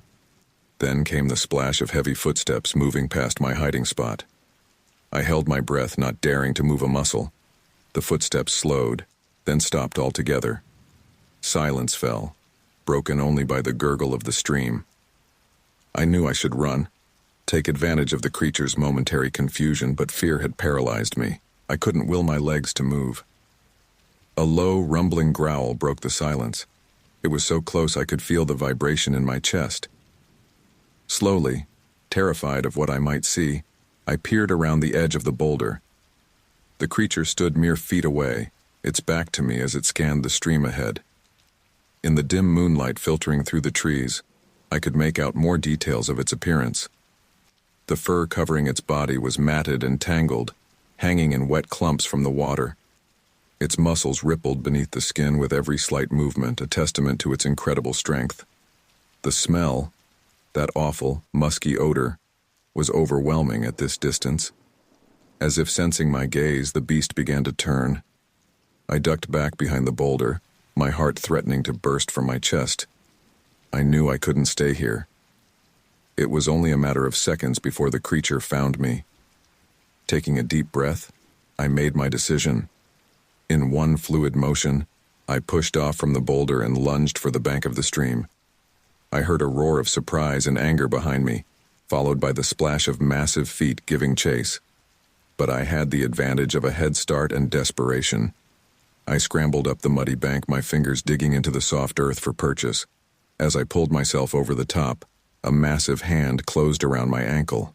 I kicked wildly, my foot connecting with something solid. The grip loosened just enough for me to wrench free. Not daring to look back, I plunged into the forest once more. The undergrowth was thicker here, thorny vines tearing at my clothes and skin as I pushed through. But the dense vegetation also slowed my pursuer. I could hear it crashing through the brush behind me, roaring in frustration as branches and vines impeded its progress. I ran blindly, changing direction randomly in hopes of confusing the creature. My lungs burned, and my vision began to blur from exhaustion. Just when I thought I couldn't take another step, I burst out of the tree line and found myself at the base of a steep, rocky hillside. Without hesitation, I began to climb. The rocks were sharp, cutting into my hands, but I barely felt the pain. All that mattered was getting higher, putting distance between myself and the monster below. I could hear it thrashing at the edge of the forest, roaring in anger. About halfway up the slope, I chanced to look back. The creature paced at the bottom, occasionally making aborted attempts to follow me up the incline. For whatever reason, it seemed reluctant or unable to climb the steep rocks. A hysterical laugh bubbled up in my throat. Had I finally found a way to escape this nightmare? But my relief was short-lived. With a roar of frustration, the beast began hurling rocks up the slope. Most fell short, clattering harmlessly back down. But one large stone whistled past my head, missing me by inches. "Oh God," I gasped, redoubling my efforts to climb. I scrambled upwards, ignoring the burning in my muscles and the warm trickle of blood from my lacerated hands. More rocks flew past me, some close enough that I could feel the wind of their passage. It was like running a deadly gauntlet, never knowing if the next projectile would be the one to strike me. Just as I neared the top of the slope, I heard a different sound, a low, rumbling growl that seemed to come from above me. My blood ran cold. Had the creature somehow circled around? Was I climbing right into its grasp? With no other choice, I pulled myself over the top of the slope. ready to face whatever new horror awaited me. But instead of the monster, I found myself staring at the entrance to a narrow crevice between two massive boulders. The growling sound was coming from deep within the gap, not a living thing, but the wind whistling through the rocks. Without hesitation, I squeezed into the crevice.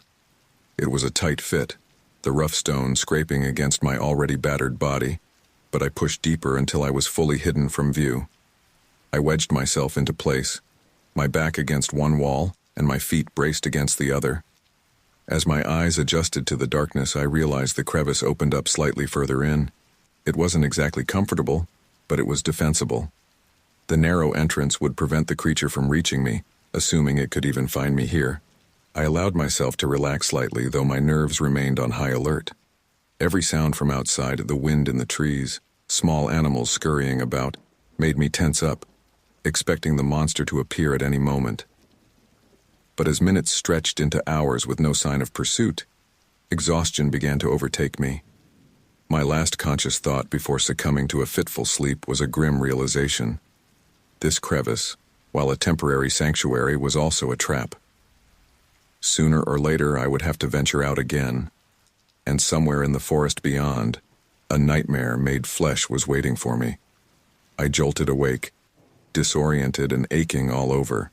For a moment I couldn't remember where I was, or why every inch of my body screamed in pain. Then it all came flooding back. The attack, the chase, the narrow escape. I was still wedged in the crevice between the boulders, my temporary sanctuary from the nightmare that stalked the forest. Weak light filtered through the narrow opening, telling me it was dawn. I had survived the night, but relief was tempered by the knowledge that I was far from safe. My throat was parched, my stomach cramping with hunger, and every movement sent fresh waves of pain through my battered body. "Okay, Nick," I whispered to myself, my voice hoarse and barely audible. "You've got to move, you can't stay here forever." Slowly, painfully, I began to extract myself from the crevice. My muscles had stiffened during the night, and I bit back a cry of pain as I forced my limbs to cooperate. As I neared the entrance, I froze, listening intently for any sound that might indicate the creature was nearby. The forest was eerily quiet. No birdsong, no rustling of small animals in the underbrush. It was as if the entire woodland held its breath, aware of the predator in its midst. I took a deep breath, steeling myself, then cautiously poked my head out of the crevice. The small clearing at the top of the rocky slope was empty, showing no sign of the previous night's terror. For a moment I allowed myself to hope that perhaps it had all been a vivid nightmare brought on by exhaustion and isolation. But the very real pain in my body and the tattered state of my clothes told a different story. I emerged fully from the crevice, my eyes darting nervously from shadow to shadow. The morning mist hung heavy among the trees, limiting visibility and playing tricks on my already frayed nerves. Every shape seemed to morph into the hulking form of the beast, making me flinch at nothing more than an oddly shaped bush or a gnarled tree trunk. My first priority had to be finding water. My throat felt like sandpaper, and I knew dehydration would soon become a serious problem if I didn't drink something. I strained my ears, trying to catch the sound of running water, but the forest remained stubbornly silent. With no better plan, I decided to head downhill. Water always flows downward, I reasoned, so my best bet was to descend and hope to find a stream or spring. I moved as quietly as I could, wincing at every snapping twig beneath my feet.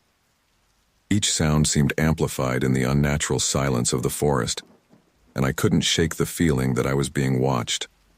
After what felt like hours, but was probably only 20 minutes or so, I heard the faint gurgle of water. Relief flooded through me, giving me a burst of energy. I quickened my pace, following the sound until I came upon a small, clear stream. Without thinking, I fell to my knees at the water's edge and cupped my hands to drink. The water was ice cold and tasted sweeter than any I'd ever had before. I drank greedily, not caring about the possibility of contamination. If I survived this ordeal, a bout of giardia would be the least of my worries. As I sat back, wiping my mouth with the back of my hand, a twig snapped somewhere in the forest behind me.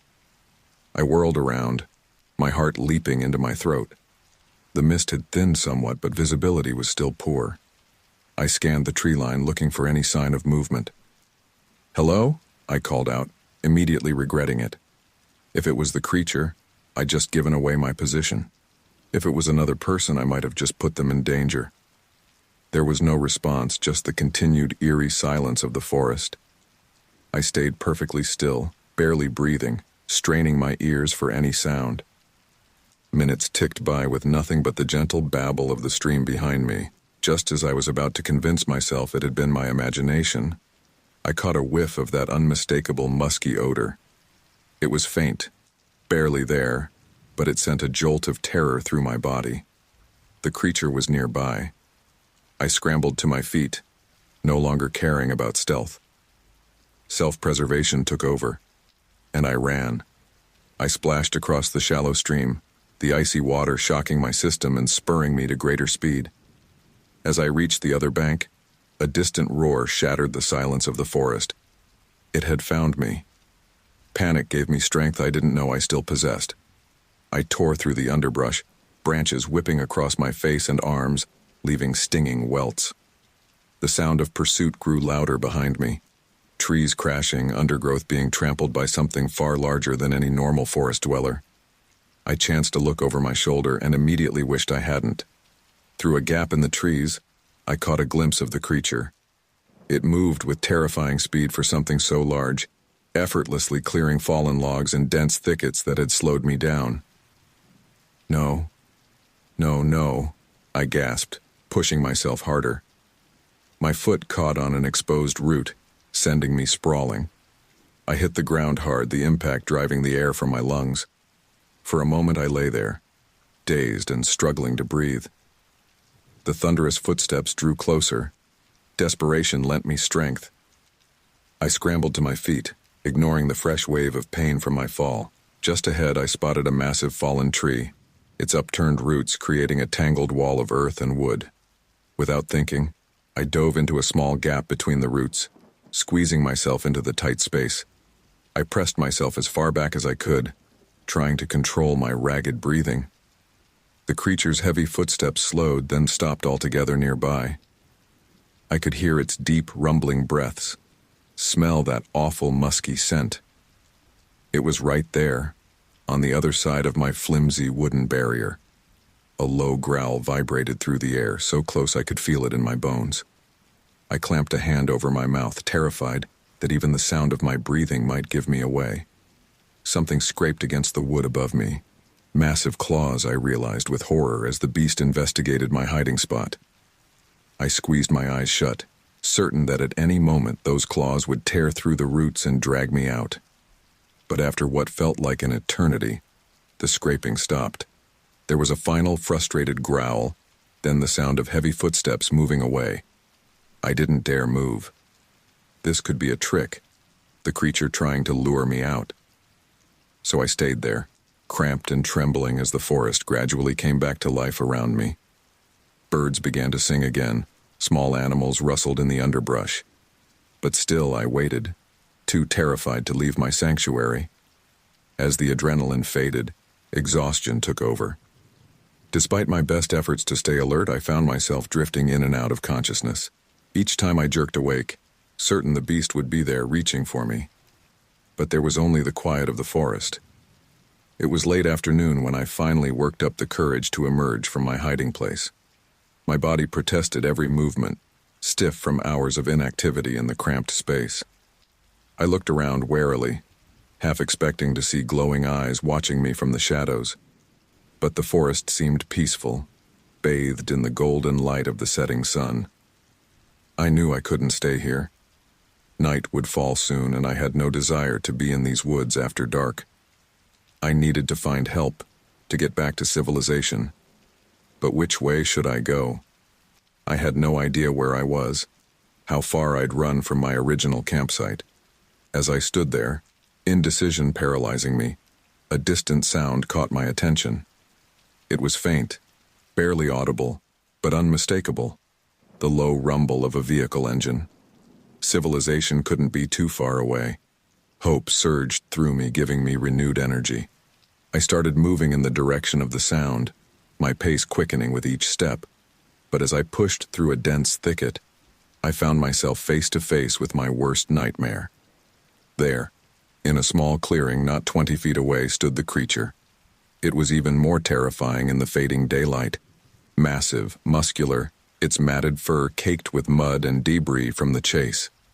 Those intelligent, predatory eyes locked onto mine, and I knew with sickening certainty that the hunt was far from over. As the beast let out an ear-splitting roar and charged towards me, I realized that my ordeal was about to reach its terrifying climax. The true test of survival lay ahead, and I had no idea if I was ready for it. Time seemed to slow as the creature charged towards me. Its massive form filled my vision, muscles rippling beneath matted fur, eyes blazing with primal fury. In that moment, all my exhaustion and pain vanished, replaced by a surge of pure animalistic terror. I stumbled backward, my feet tangling in the underbrush. As I fell, the beast's enormous arm swung towards me. I felt a searing pain across my chest as its claws raked through my shirt and into my flesh. The force of the blow sent me flying, and I crashed into a nearby tree trunk with a sickening thud. Stars exploded behind my eyes as I slumped to the ground, gasping for air. Through blurred vision, I saw the creature advancing, its hot breath reeking of decay as it leaned in close. This was it, I thought. This was how I was going to die. "Please," I whimpered, though I knew it was futile. This thing, this impossible monster, wasn't going to be swayed by pleas for mercy. The beast's face was inches from mine now. I could see every detail of its features. The leathery skin stretched over an almost human-like bone structure, the yellowed fangs protruding from its snarling mouth, the intelligence burning in those terrifyingly aware eyes. This was no mindless animal. There was a calculated cruelty in its gaze that chilled me to my core. As its massive hand reached for me, I closed my eyes, bracing for the end. But instead of the crushing grip I expected, I felt a sharp tug on my shirt. My eyes flew open in surprise. The creature had grabbed the fabric of my shirt and was sniffing it. For a moment, we were frozen in this bizarre tableau. Me pressed against the tree, the beast hunched over me, its nose buried in the torn remains of my shirt. Then, with a low growl that I felt more than heard, it released me and took a step back. I didn't dare move, hardly dared to breathe. The creature's head tilted slightly, regarding me with what almost looked like curiosity. Was it confused? Had it expected me to smell different? The absurdity of trying to understand the motivations of this impossible being almost made me laugh hysterically. The moment was shattered by a distant sound, a man's voice calling out, "Hello? Is anyone out there?" We heard shouting. The creature's head whipped around towards the sound, a deep rumble emanating from its chest. It took a step in that direction, then paused, looking back at me. For a split second, I could have sworn I saw something like indecision in its eyes. "Hey!" I shouted, my voice cracking. "Over here! Help!" The beast roared, the sound so loud and close that I felt it vibrate through my entire body. But instead of attacking, it turned and lumbered off into the forest, disappearing into the growing shadows with surprising speed for something so large. I sat there stunned, my mind struggling to process what had just happened. Why hadn't it killed me?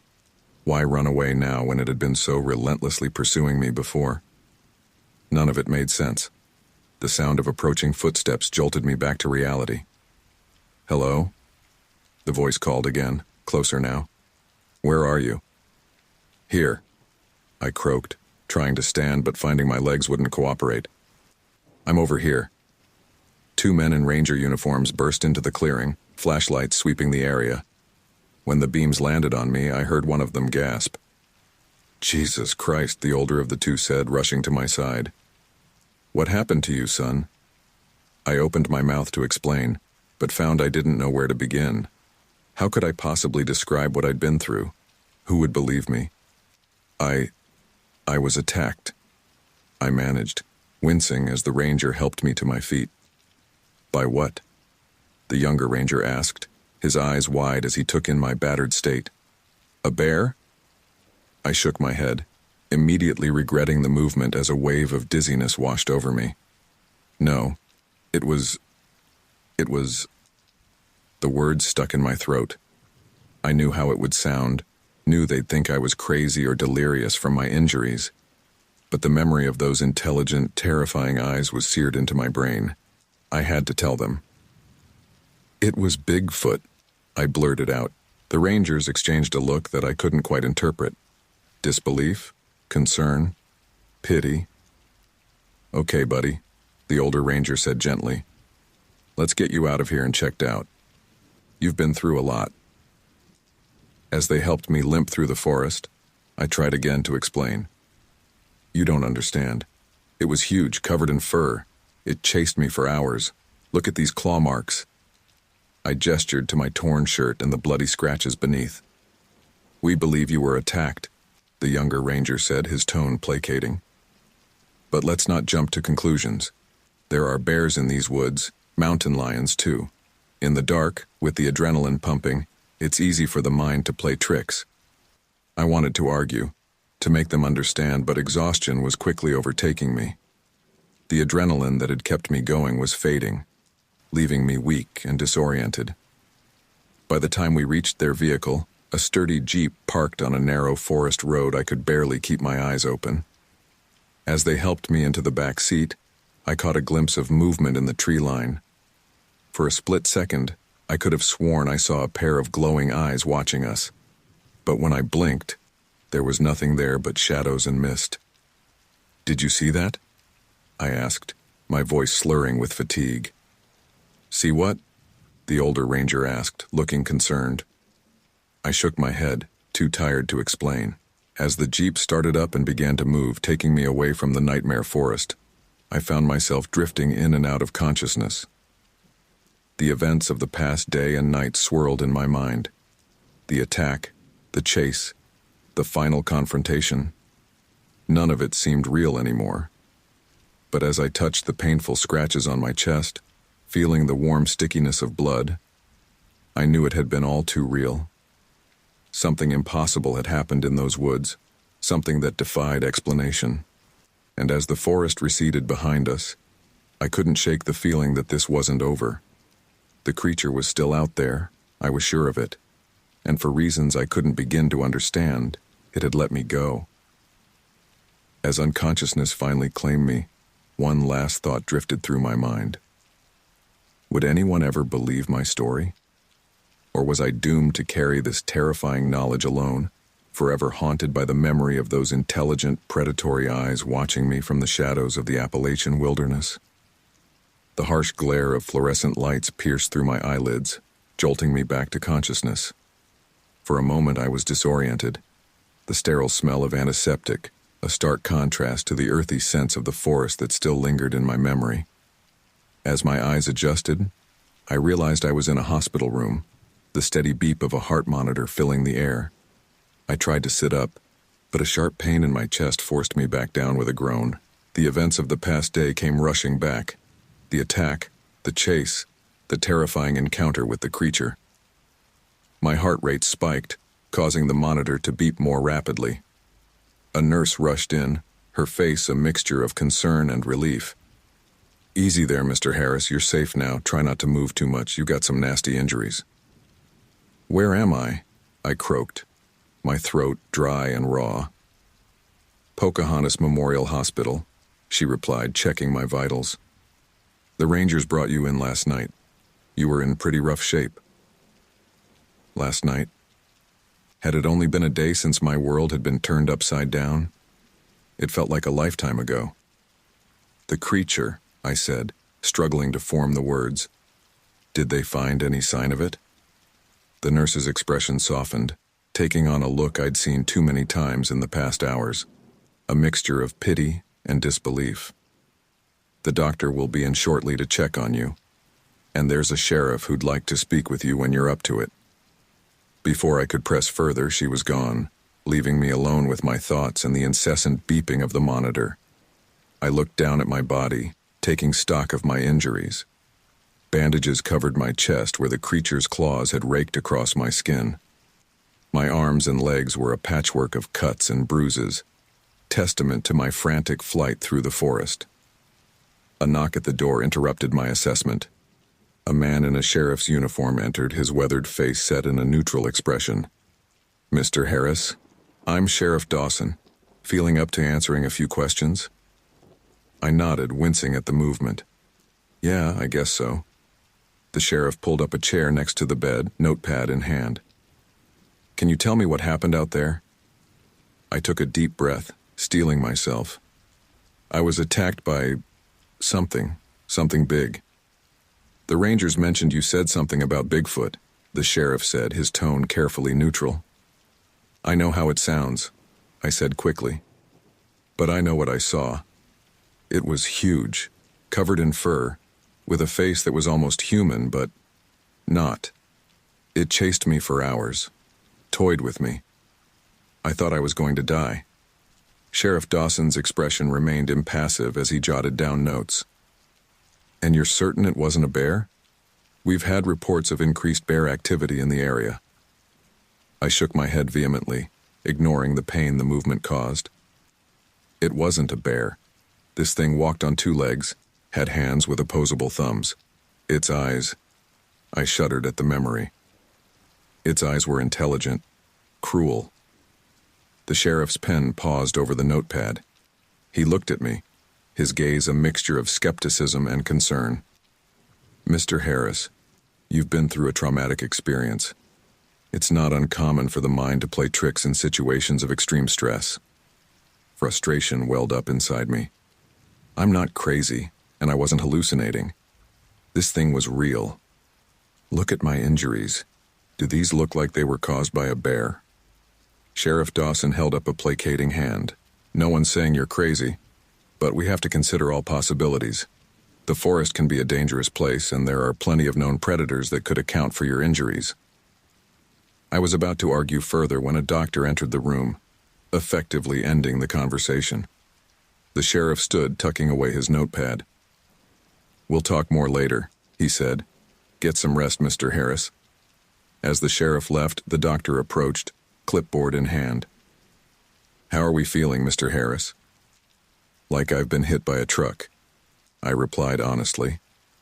The doctor nodded sympathetically. "That's to be expected. You've got 3 cracked ribs, a mild concussion, and numerous lacerations and contusions. You're lucky the rangers found you when they did." He began examining my injuries, his touch clinical and impersonal.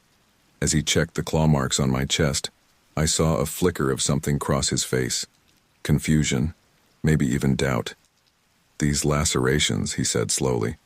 "They're unusual." Hope flared in my chest. "Unusual how?" The doctor hesitated, then shook his head. "It's probably nothing. Wild animal attacks can produce all sorts of wound patterns." "But it wasn't a wild animal," I insisted. "At least not any known animal. Doctor, you have to believe me. What I encountered out there, it wasn't natural." The doctor's expression softened, taking on that same look of pity I'd seen from the nurse. "Mr. Harris, you've been through a traumatic experience. It's not uncommon for the mind to create explanations that seem to make sense of chaotic events. We have an excellent psychiatrist on staff who..." "I don't need a psychiatrist," I snapped, then immediately regretted it as pain lanced through my chest. "I'm sorry, I know what I saw." "Why won't anyone believe me?" The doctor patted my arm gently. "Get some rest. We'll talk more when you're feeling better." As he left the room, I slumped back against the pillows, a wave of despair washing over me. They all thought I was crazy or delusional. And why wouldn't they? If someone had told me this story a few days ago, I wouldn't have believed it either. I closed my eyes, trying to make sense of it all. The attack, the chase, that final confrontation in the clearing, it was all so vivid in my mind. The creature's hot breath, the intelligence in its eyes, the way it had sniffed me before inexplicably letting me go. None of it made sense, and yet it had happened, I was sure of it. But as I lay there, doubt began to creep in. Could they be right? Could my mind have conjured up this impossible creature as a way to cope with a more mundane, but still terrifying animal attack. The rational part of my brain argued that Bigfoot couldn't be real. It was the stuff of campfire stories and blurry photographs, not flesh and blood reality. And yet, the memory of those eyes, filled with an almost human-like awareness, haunted me. The way it had pursued me with what seemed like calculated intent, the moment of apparent curiosity before it fled at the sound of the rangers' voices, it all felt too real, too specific to be a hallucination. As exhaustion began to overtake me once more, I realized I was facing a terrible dilemma. I knew what I had experienced, knew it with every fiber of my being. But in a world where such things were deemed impossible, who would ever believe me?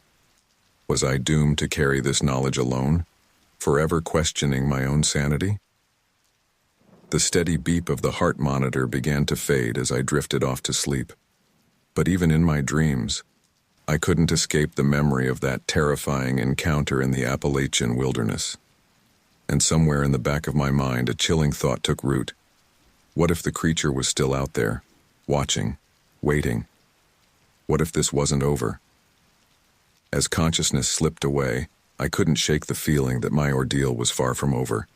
The truth was out there, in those dark woods. And somehow, I knew I would have to find a way to prove it. If not to the world, then at least to myself. The next morning, I was awakened by a gentle shake on my shoulder. I opened my eyes to see Sheriff Dawson standing by my bed, his expression a mix of concern and determination. "Mr. Harris," he said, "how are you feeling?" I sat up slowly, wincing at the pain in my ribs. "Like I've been hit by a truck, but I'll live." The sheriff nodded. "The doctor says you're well enough for a short trip. We'd like to take you back to your campsite, see if we can piece together what happened out there." My heart raced at the thought of returning to the forest. Part of me was terrified, but another part desperately wanted to find proof of my encounter. "Okay," I said, my voice shakier than I'd like. "Let's do it." An hour later, I found myself in the passenger seat of a ranger's Jeep, Sheriff Dawson beside me and 2 rangers in the back. As we drove deeper into the Monongahela National Forest, my anxiety grew. Every shadow between the trees seemed to hide a monstrous shape, every rustle of leaves a potential threat. We finally arrived at what remained of my campsite. The sight of my destroyed tent and scattered gear brought the horror of that night rushing back. I stumbled out of the Jeep, my legs weak beneath me. "Take it easy," Sheriff Dawson said, steadying me. "Now, walk us through what happened." I took a deep breath and began recounting the events, pointing out where I'd first heard the creature, where it had torn through my tent. The rangers exchanged knowing looks as they examined the shredded nylon. "These tears," one of them said, "they're consistent with bear claws." I shook my head vehemently. It wasn't a bear. The thing I saw was much bigger, and it walked on 2 legs. Sheriff Dawson frowned, jotting notes in his pad. "And after it pulled you from the tent?" I led them to the edge of the clearing, my heart pounding as I relived the terrifying chase. "It dragged me this way. You can see where the undergrowth is trampled." The group followed me as I retraced my frantic flight through the forest. I could almost hear the creature's roars echoing through the trees, feel its hot breath on the back of my neck. When we reached the stream where I'd tried to throw it off my scent, I paused, scanning the muddy bank. "There," I said, pointing to a large, misshapen impression in the mud. "That's its footprint. Look at the size of it." The rangers crouched to examine the print. After a moment, one of them shook his head. "I'm sorry, Mr. Harris, but this is clearly a bear track. See the claw marks at the top?" My heart sank. "No, that's not. It was bipedal. It chased me on 2 legs." Sheriff Dawson placed a hand on my shoulder. "Son, I know you believe what you're saying, but all the evidence we're seeing points to a bear attack. It's not uncommon for the mind to play tricks in traumatic situations." Frustration and despair welled up inside me. "Why won't you believe me? I know what I saw." As we continued through the forest, my hope of finding concrete evidence dwindled. Every sign I pointed out was explained away as something mundane: bear tracks, wind damage, normal forest phenomena. By the time we reached the clearing where I'd had my final confrontation with the creature, I was close to giving up. "This is where it happened," I said, my voice hollow. It had me cornered. I thought I was going to die. The rangers spread out, searching the area. I scanned the ground desperately, looking for any sign of the beast's presence. Then, a glint of something caught my eye. I moved closer, my heart racing. There, snagged on a low-hanging branch, was a tuft of coarse, dark hair. "Look!" I exclaimed, reaching for it. "This is from the creature. This proves—" A sudden gust of wind whipped through the clearing. To my horror, the tuft of hair dislodged from the branch and was carried away on the breeze before I could grab it. "No!" I cried, watching my only piece of evidence disappear into the forest canopy. Sheriff Dawson approached, his expression sympathetic but skeptical. "Mr. Harris, I think we've seen enough. All the evidence points to a bear attack. You're lucky to have survived." I slumped to the ground, defeated. "You have to believe me," I pleaded. It wasn't a bear. What I saw, it was something else, something that shouldn't exist. The sheriff crouched beside me. "Listen, son. You've been through a traumatic experience. It's natural for the mind to try to make sense of things, even if that means creating explanations that seem impossible. What matters is that you survived." As we made our way back to the Jeep, I felt a weight settling on my shoulders. They all thought I was crazy or delusional, and without any concrete evidence, how could I prove otherwise? Just before we left the forest, I glanced back one last time. For a split second, I could have sworn I saw a large, dark shape move between the trees in the distance. But when I blinked, it was gone. "Everything okay?" one of the rangers asked, noticing my hesitation. I shook my head, suddenly eager to leave. "Yeah, let's just go." As we drove away, leaving the dark forest behind, I couldn't shake the feeling that somewhere in those woods, something was watching us leave. Something intelligent, something dangerous, something that defied explanation. I knew then that this wasn't over. The creature was still out there, and I was the only one who knew the truth. But in a world where such things were deemed impossible, who would ever believe me? As the forest receded in the rearview mirror, I realized I was facing a terrible choice: accept the rational explanation and try to move on with my life, or pursue a truth that might forever mark me as insane. Either way, I knew one thing for certain: I would never look at the wilderness the same way again. The forests that had once been a source of peace and adventure now held a dark secret, a nightmare made flesh that would haunt me for the rest of my days. The drive back to the hospital was a blur. My mind raced, replaying every moment of the investigation, searching for something I might have missed, some piece of evidence that could prove I wasn't crazy. But as the forest faded into the distance, so did my hopes of vindication. Back in my hospital room, I lay awake long into the night, unable to sleep. Every time I closed my eyes, I saw those intelligent, predatory eyes staring back at me. The creature's roar echoed in my ears, and I could almost smell that musky, wild scent that had filled my nostrils during our final confrontation. A nurse came in to check on me, frowning at my elevated heart rate. "Bad dreams?" she asked sympathetically. I nodded, not trusting myself to speak. How could I explain that my nightmares were memories, not dreams? As dawn broke, I gave up on sleep entirely. I reached for the remote and turned on the small TV in my room, desperate for any distraction. As I flipped through the channels, a news report caught my attention. And in local news, rangers are warning campers to be extra cautious following a severe bear attack in the Monongahela National Forest. The victim, whose name has not been released, suffered significant injuries but is expected to recover. I clicked off the TV, a wave of frustration washing over me. Bear attack. That's all it would ever be to them. A simple, explainable event that fit neatly into their understanding of the world. Later that morning, Dr. Matthews, the hospital psychiatrist, came to see me. He was a kind-looking man with graying hair and gentle eyes, but I tensed up as soon as he entered the room. "Good morning, Mr. Harris," he said, pulling up a chair. "How are you feeling today?" Physically or mentally? I asked, a bitter edge to my voice. Dr. Matthews smiled softly. Both, if you're willing to share. I sighed, running a hand through my hair. Physically, I'm in pain. Mentally? I don't know. Frustrated, angry, scared. That's understandable. He nodded. You've been through a traumatic experience. It's normal to have a range of intense emotions. What's not normal is what I saw out there, I said, meeting his eyes. But you don't believe me either, do you? Dr. Matthews leaned forward, his expression serious. What I believe isn't important, Nick. What matters is how you're processing this experience. Can you tell me more about what you remember?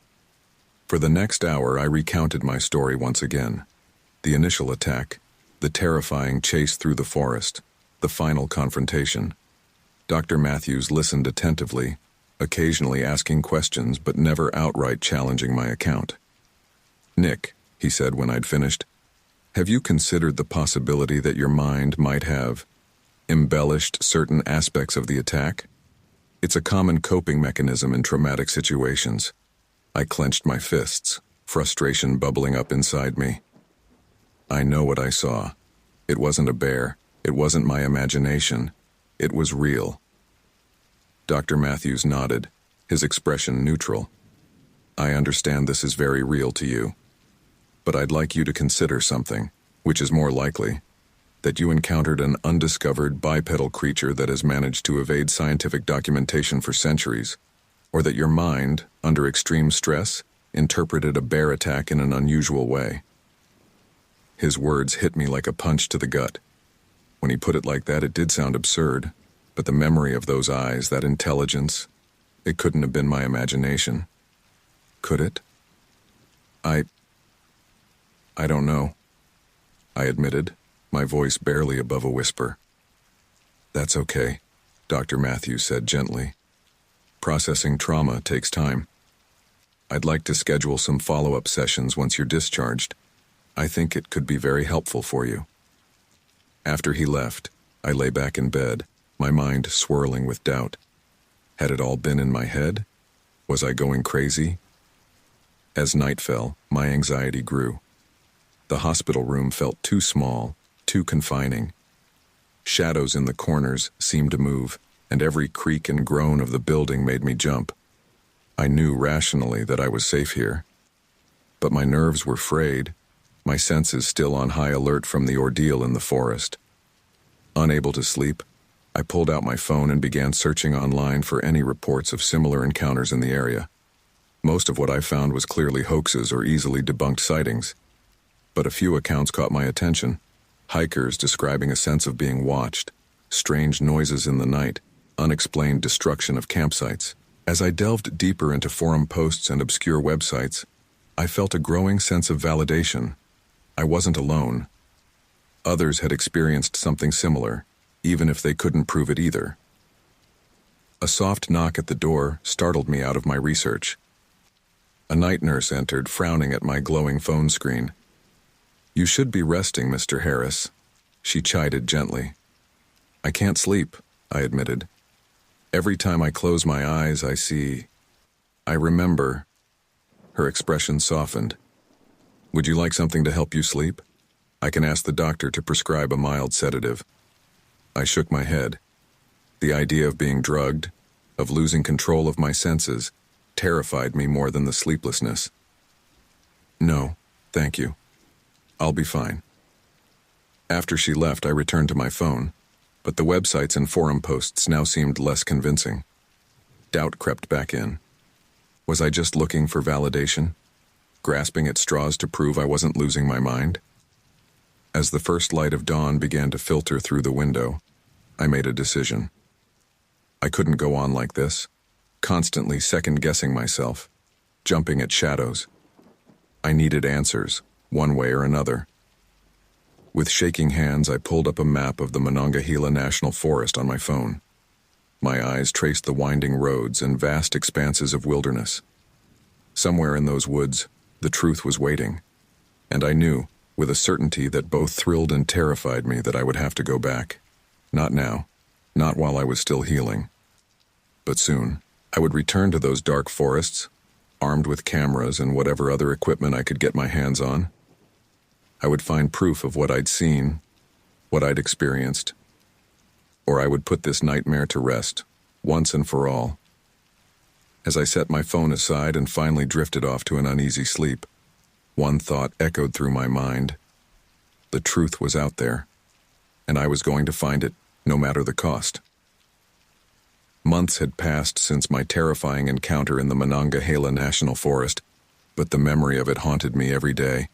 I'd tried to move on, to accept the rational explanation that everyone else believed, but I couldn't shake the feeling that there was more to the story, that the truth was still out there, waiting to be uncovered. It was this unshakable conviction that led me back to the Appalachian wilderness on a crisp autumn evening. I knew it was foolish, perhaps even dangerous, but I had to know. I had to find proof, if not for the world, then at least for my own sanity. As I drove along the winding mountain roads, my hands gripped the steering wheel so tightly my knuckles turned white. Every shadow between the trees seemed to hide a monstrous shape, every rustle of leaves a potential threat. My heart pounded in my chest, a constant reminder of the terror I'd experienced in these woods. "Get it together, Nick," I muttered to myself, trying to calm my nerves. "You're prepared this time. You've got this. You've got—" I glanced at the passenger seat, reassuring myself with the sight of my new equipment. A high-definition camera with night vision capabilities, a digital audio recorder, motion-activated trail cameras, and even a tranquilizer gun I'd managed to acquire through less than legal means. I was ready for anything, or so I told myself. As I neared my destination, a familiar scent filled the air. Pine, damp earth, and something else. Something musky and wild that made my skin crawl with recognition. I pulled over to the side of the road, my breath coming in short, sharp gasps. "It's just your imagination," I whispered, closing my eyes and gripping the steering wheel. "You're psyching yourself out before you even start." After a few minutes of deep breathing, I felt calm enough to continue. I drove a little further before turning onto a narrow dirt road that led deeper into the forest. As the trees closed in around me, blocking out the fading daylight, I couldn't shake the feeling that I was being watched. I parked in a small clearing, not far from where my original campsite had been. As I stepped out of the car, the silence of the forest pressed in on me. No bird song, no rustling of small animals in the underbrush. It was as if the entire woodland was holding its breath, aware of an intruder in its midst. With shaking hands, I began to unload my gear. I set up my tent, making sure it was secure, then began placing the trail cameras at strategic points around the clearing.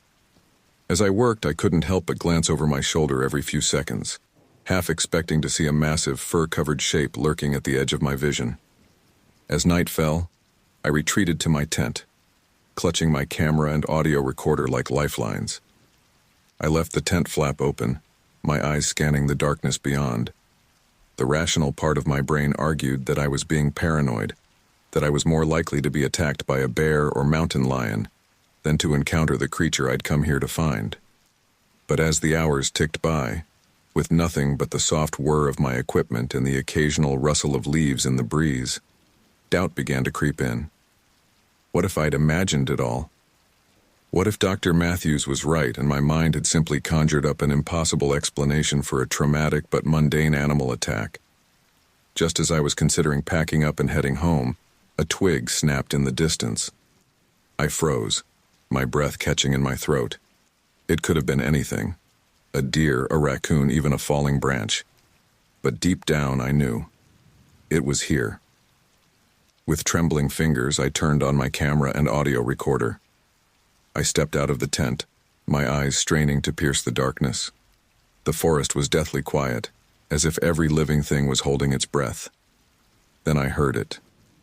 A low, rumbling growl that seemed to vibrate through the very ground beneath my feet. It was a sound I'd hoped never to hear again, yet one that had echoed through my nightmares for months. "Hello?" I called out, my voice cracking. "Is anyone there?" As soon as the words left my mouth, I regretted them. If it was out there, I'd just given away my position.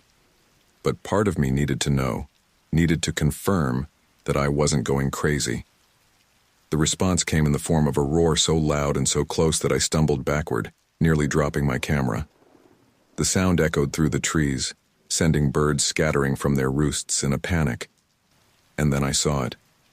A massive dark shape moving at the edge of the clearing. It was just as I remembered. Impossibly large, covered in matted fur, with a face that was almost human but twisted into something nightmarish. "Oh God," I whispered, raising my camera with shaking hands. "It's real. It's really real." The creature's eyes locked onto mine, glowing with an unnatural intelligence in the dim light. For a moment we stood frozen, predator and prey caught in a terrible tableau. Then, with a speed that belied its massive size, it charged. I turned and ran, my heart threatening to burst from my chest. The sound of pursuit was deafening. Trees crashing, undergrowth being trampled by something far larger than any normal forest dweller. I could feel its hot breath on the back of my neck, smell that awful musky odor that had haunted my memories. As I burst out of the tree line onto the dirt road where I'd parked, a distant sound caught my attention, the rumble of an engine. Headlights appeared in the distance, growing brighter as they approached. The creature let out a frustrated roar and retreated into the shadows of the forest. I stood there, gasping for breath, as a truck came into view. It was a state trooper vehicle. The truck slowed to a stop and 2 officers stepped out, their hands on their holstered weapons. "Everything all right here?" one of them called out. "We got reports of strange noises in the area." I opened my mouth to explain, to tell them what had just happened, but the words wouldn't come. How could I make them understand? Who would believe me?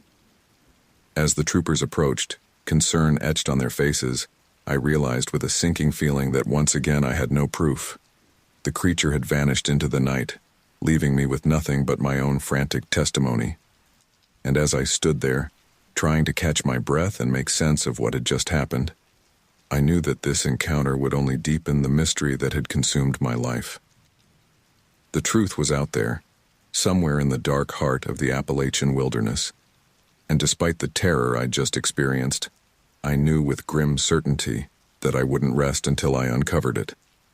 The state troopers' flashlights cut through the darkness, illuminating my disheveled appearance and wild eyes. I stood there, gasping for breath, my mind racing to find a way to explain what had just happened. "Sir, are you all right? Are you—" one of the troopers asked, his hand still resting on his holstered weapon. "We received reports of strange noises in the area." I opened my mouth to speak, but the words caught in my throat. How could I possibly explain what I'd just experienced? The memory of the creature's roar still echoed in my ears, its musky scent lingering in my nostrils. I saw something. I finally managed, my voice shaking. In the woods. It was huge, and it chased me. The troopers exchanged a glance. "What exactly did you see, sir?" the second one asked, his tone cautious. I took a deep breath, knowing how it would sound but unable to stop myself. It was Bigfoot. I know it sounds crazy, but I swear it's true. I have proof this time. I recorded it. As soon as the words left my mouth, I saw their expressions change. The concern in their eyes was replaced with skepticism, maybe even pity. I'd seen that look too many times in the past months. "Okay, sir," the first trooper said, his voice taking on a placating tone. "Why don't you show us this recording?" With shaking hands, I fumbled for my camera. This was it, the moment I'd finally prove I wasn't crazy. But as I raised the camera to play back the footage, my heart sank. The screen was cracked, likely damaged in my frantic flight through the forest. No matter what buttons I pressed, it wouldn't turn on. "No, no, no," I muttered, desperation creeping into my voice. "It was working just a minute ago, you have to believe me." The troopers shared another look. "Sir, have you been drinking tonight?" one of them asked. "What? No," I exclaimed, frustration building. "Look, I know how this sounds, but I'm telling you the truth. It's out there right now. We should go after it." "Calm down, sir," the first trooper said, holding up a hand. "Why don't you come with us? We can take you somewhere safe and sort this out." I knew what that meant. They thought I was having some kind of breakdown. In their eyes, I was just another crazy person ranting about Bigfoot in the woods.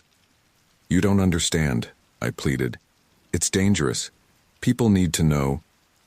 My words were cut off by a distant roar that echoed through the forest. The troopers' heads snapped towards the sound, their hands instinctively moving to their weapons. "What the hell was that?" one of them muttered. Hope surged through me. "That's it. That's what I've been trying to tell you. We need to—" But before I could finish, a new sound cut through the night. A loud, distinctive howl. The troopers relaxed visibly. "Just wolves," the second trooper said, though he still looked uneasy. "They've been reintroduced to the area recently." "No, you don't understand," I insisted. "That wasn't a wolf. It was—" "Sir," the first trooper interrupted, his tone firmer now. "I think it's best if you come with us. We can contact someone to pick you up." I knew then that it was useless. They weren't going to believe me no matter what I said, and without my camera I had no way to prove what I'd seen. Defeated, I nodded. Okay, I'll come with you." As they led me to their vehicle, I couldn't help but glance back at the dark forest. For a split second I could have sworn I saw a pair of glowing eyes watching us from between the trees. But when I blinked, they were gone. The ride back to civilization was a blur. The troopers tried to make small talk, probably to keep me calm, but I barely heard them. My mind was still in that forest, replaying every moment of my encounter. We arrived at the local sheriff's office, a small, nondescript building on the outskirts of town. As we walked in, I saw Sheriff Dawson behind the desk. His eyes widened in recognition. "Mr. Harris?" he said, standing up. "What are you doing back here?" Before I could answer, one of the troopers pulled him aside. They spoke in hushed tones, but I caught phrases like disturbed individual and possible psychotic episode. Sheriff Dawson approached me, his expression a mixture of concern and disappointment. "Nick, we talked about this. You can't keep coming back to the forest looking for something that isn't there." "But it is there," I insisted, knowing how desperate I sounded. "I saw it again. I heard it. If my camera hadn't broken—" "Nick," the sheriff interrupted gently, "I know you believe what you're saying, but there's no evidence, no tracks, no hair samples, nothing, just like last time." I slumped into a chair, the fight draining out of me. They were right. Once again, I had nothing to show for my encounter but my own frantic testimony. "What happens now?" I asked, my voice barely above a whisper. Sheriff Dawson sighed. "We've called Dr. Matthews. He's on his way to evaluate you. Nick, I really think you should consider accepting his help this time." As I sat there, waiting for the psychiatrist to arrive, I couldn't shake the feeling that I was missing something. The creature was real, I knew it with every fiber of my being. But why couldn't I prove it? Why did it always vanish without a trace? A chilling thought occurred to me. What if that was the point? What if the creature was intelligent enough to understand the concept of evidence? What if it was deliberately avoiding leaving any trace of its existence? The idea was terrifying in its implications. It meant that the creature wasn't just some undiscovered animal, but something far more cunning and dangerous. As Dr. Matthews walked in, his face etched with concern, I made a decision. I would play along. I would let them think I was accepting their explanation, that I was ready to move on. But in reality, I knew this was far from over. The truth was out there, hidden in the dark heart of the Appalachian wilderness. And no matter what it took, no matter how long it took, I would find a way to prove it. Because the alternative, that I was losing my mind, was too terrible to contemplate.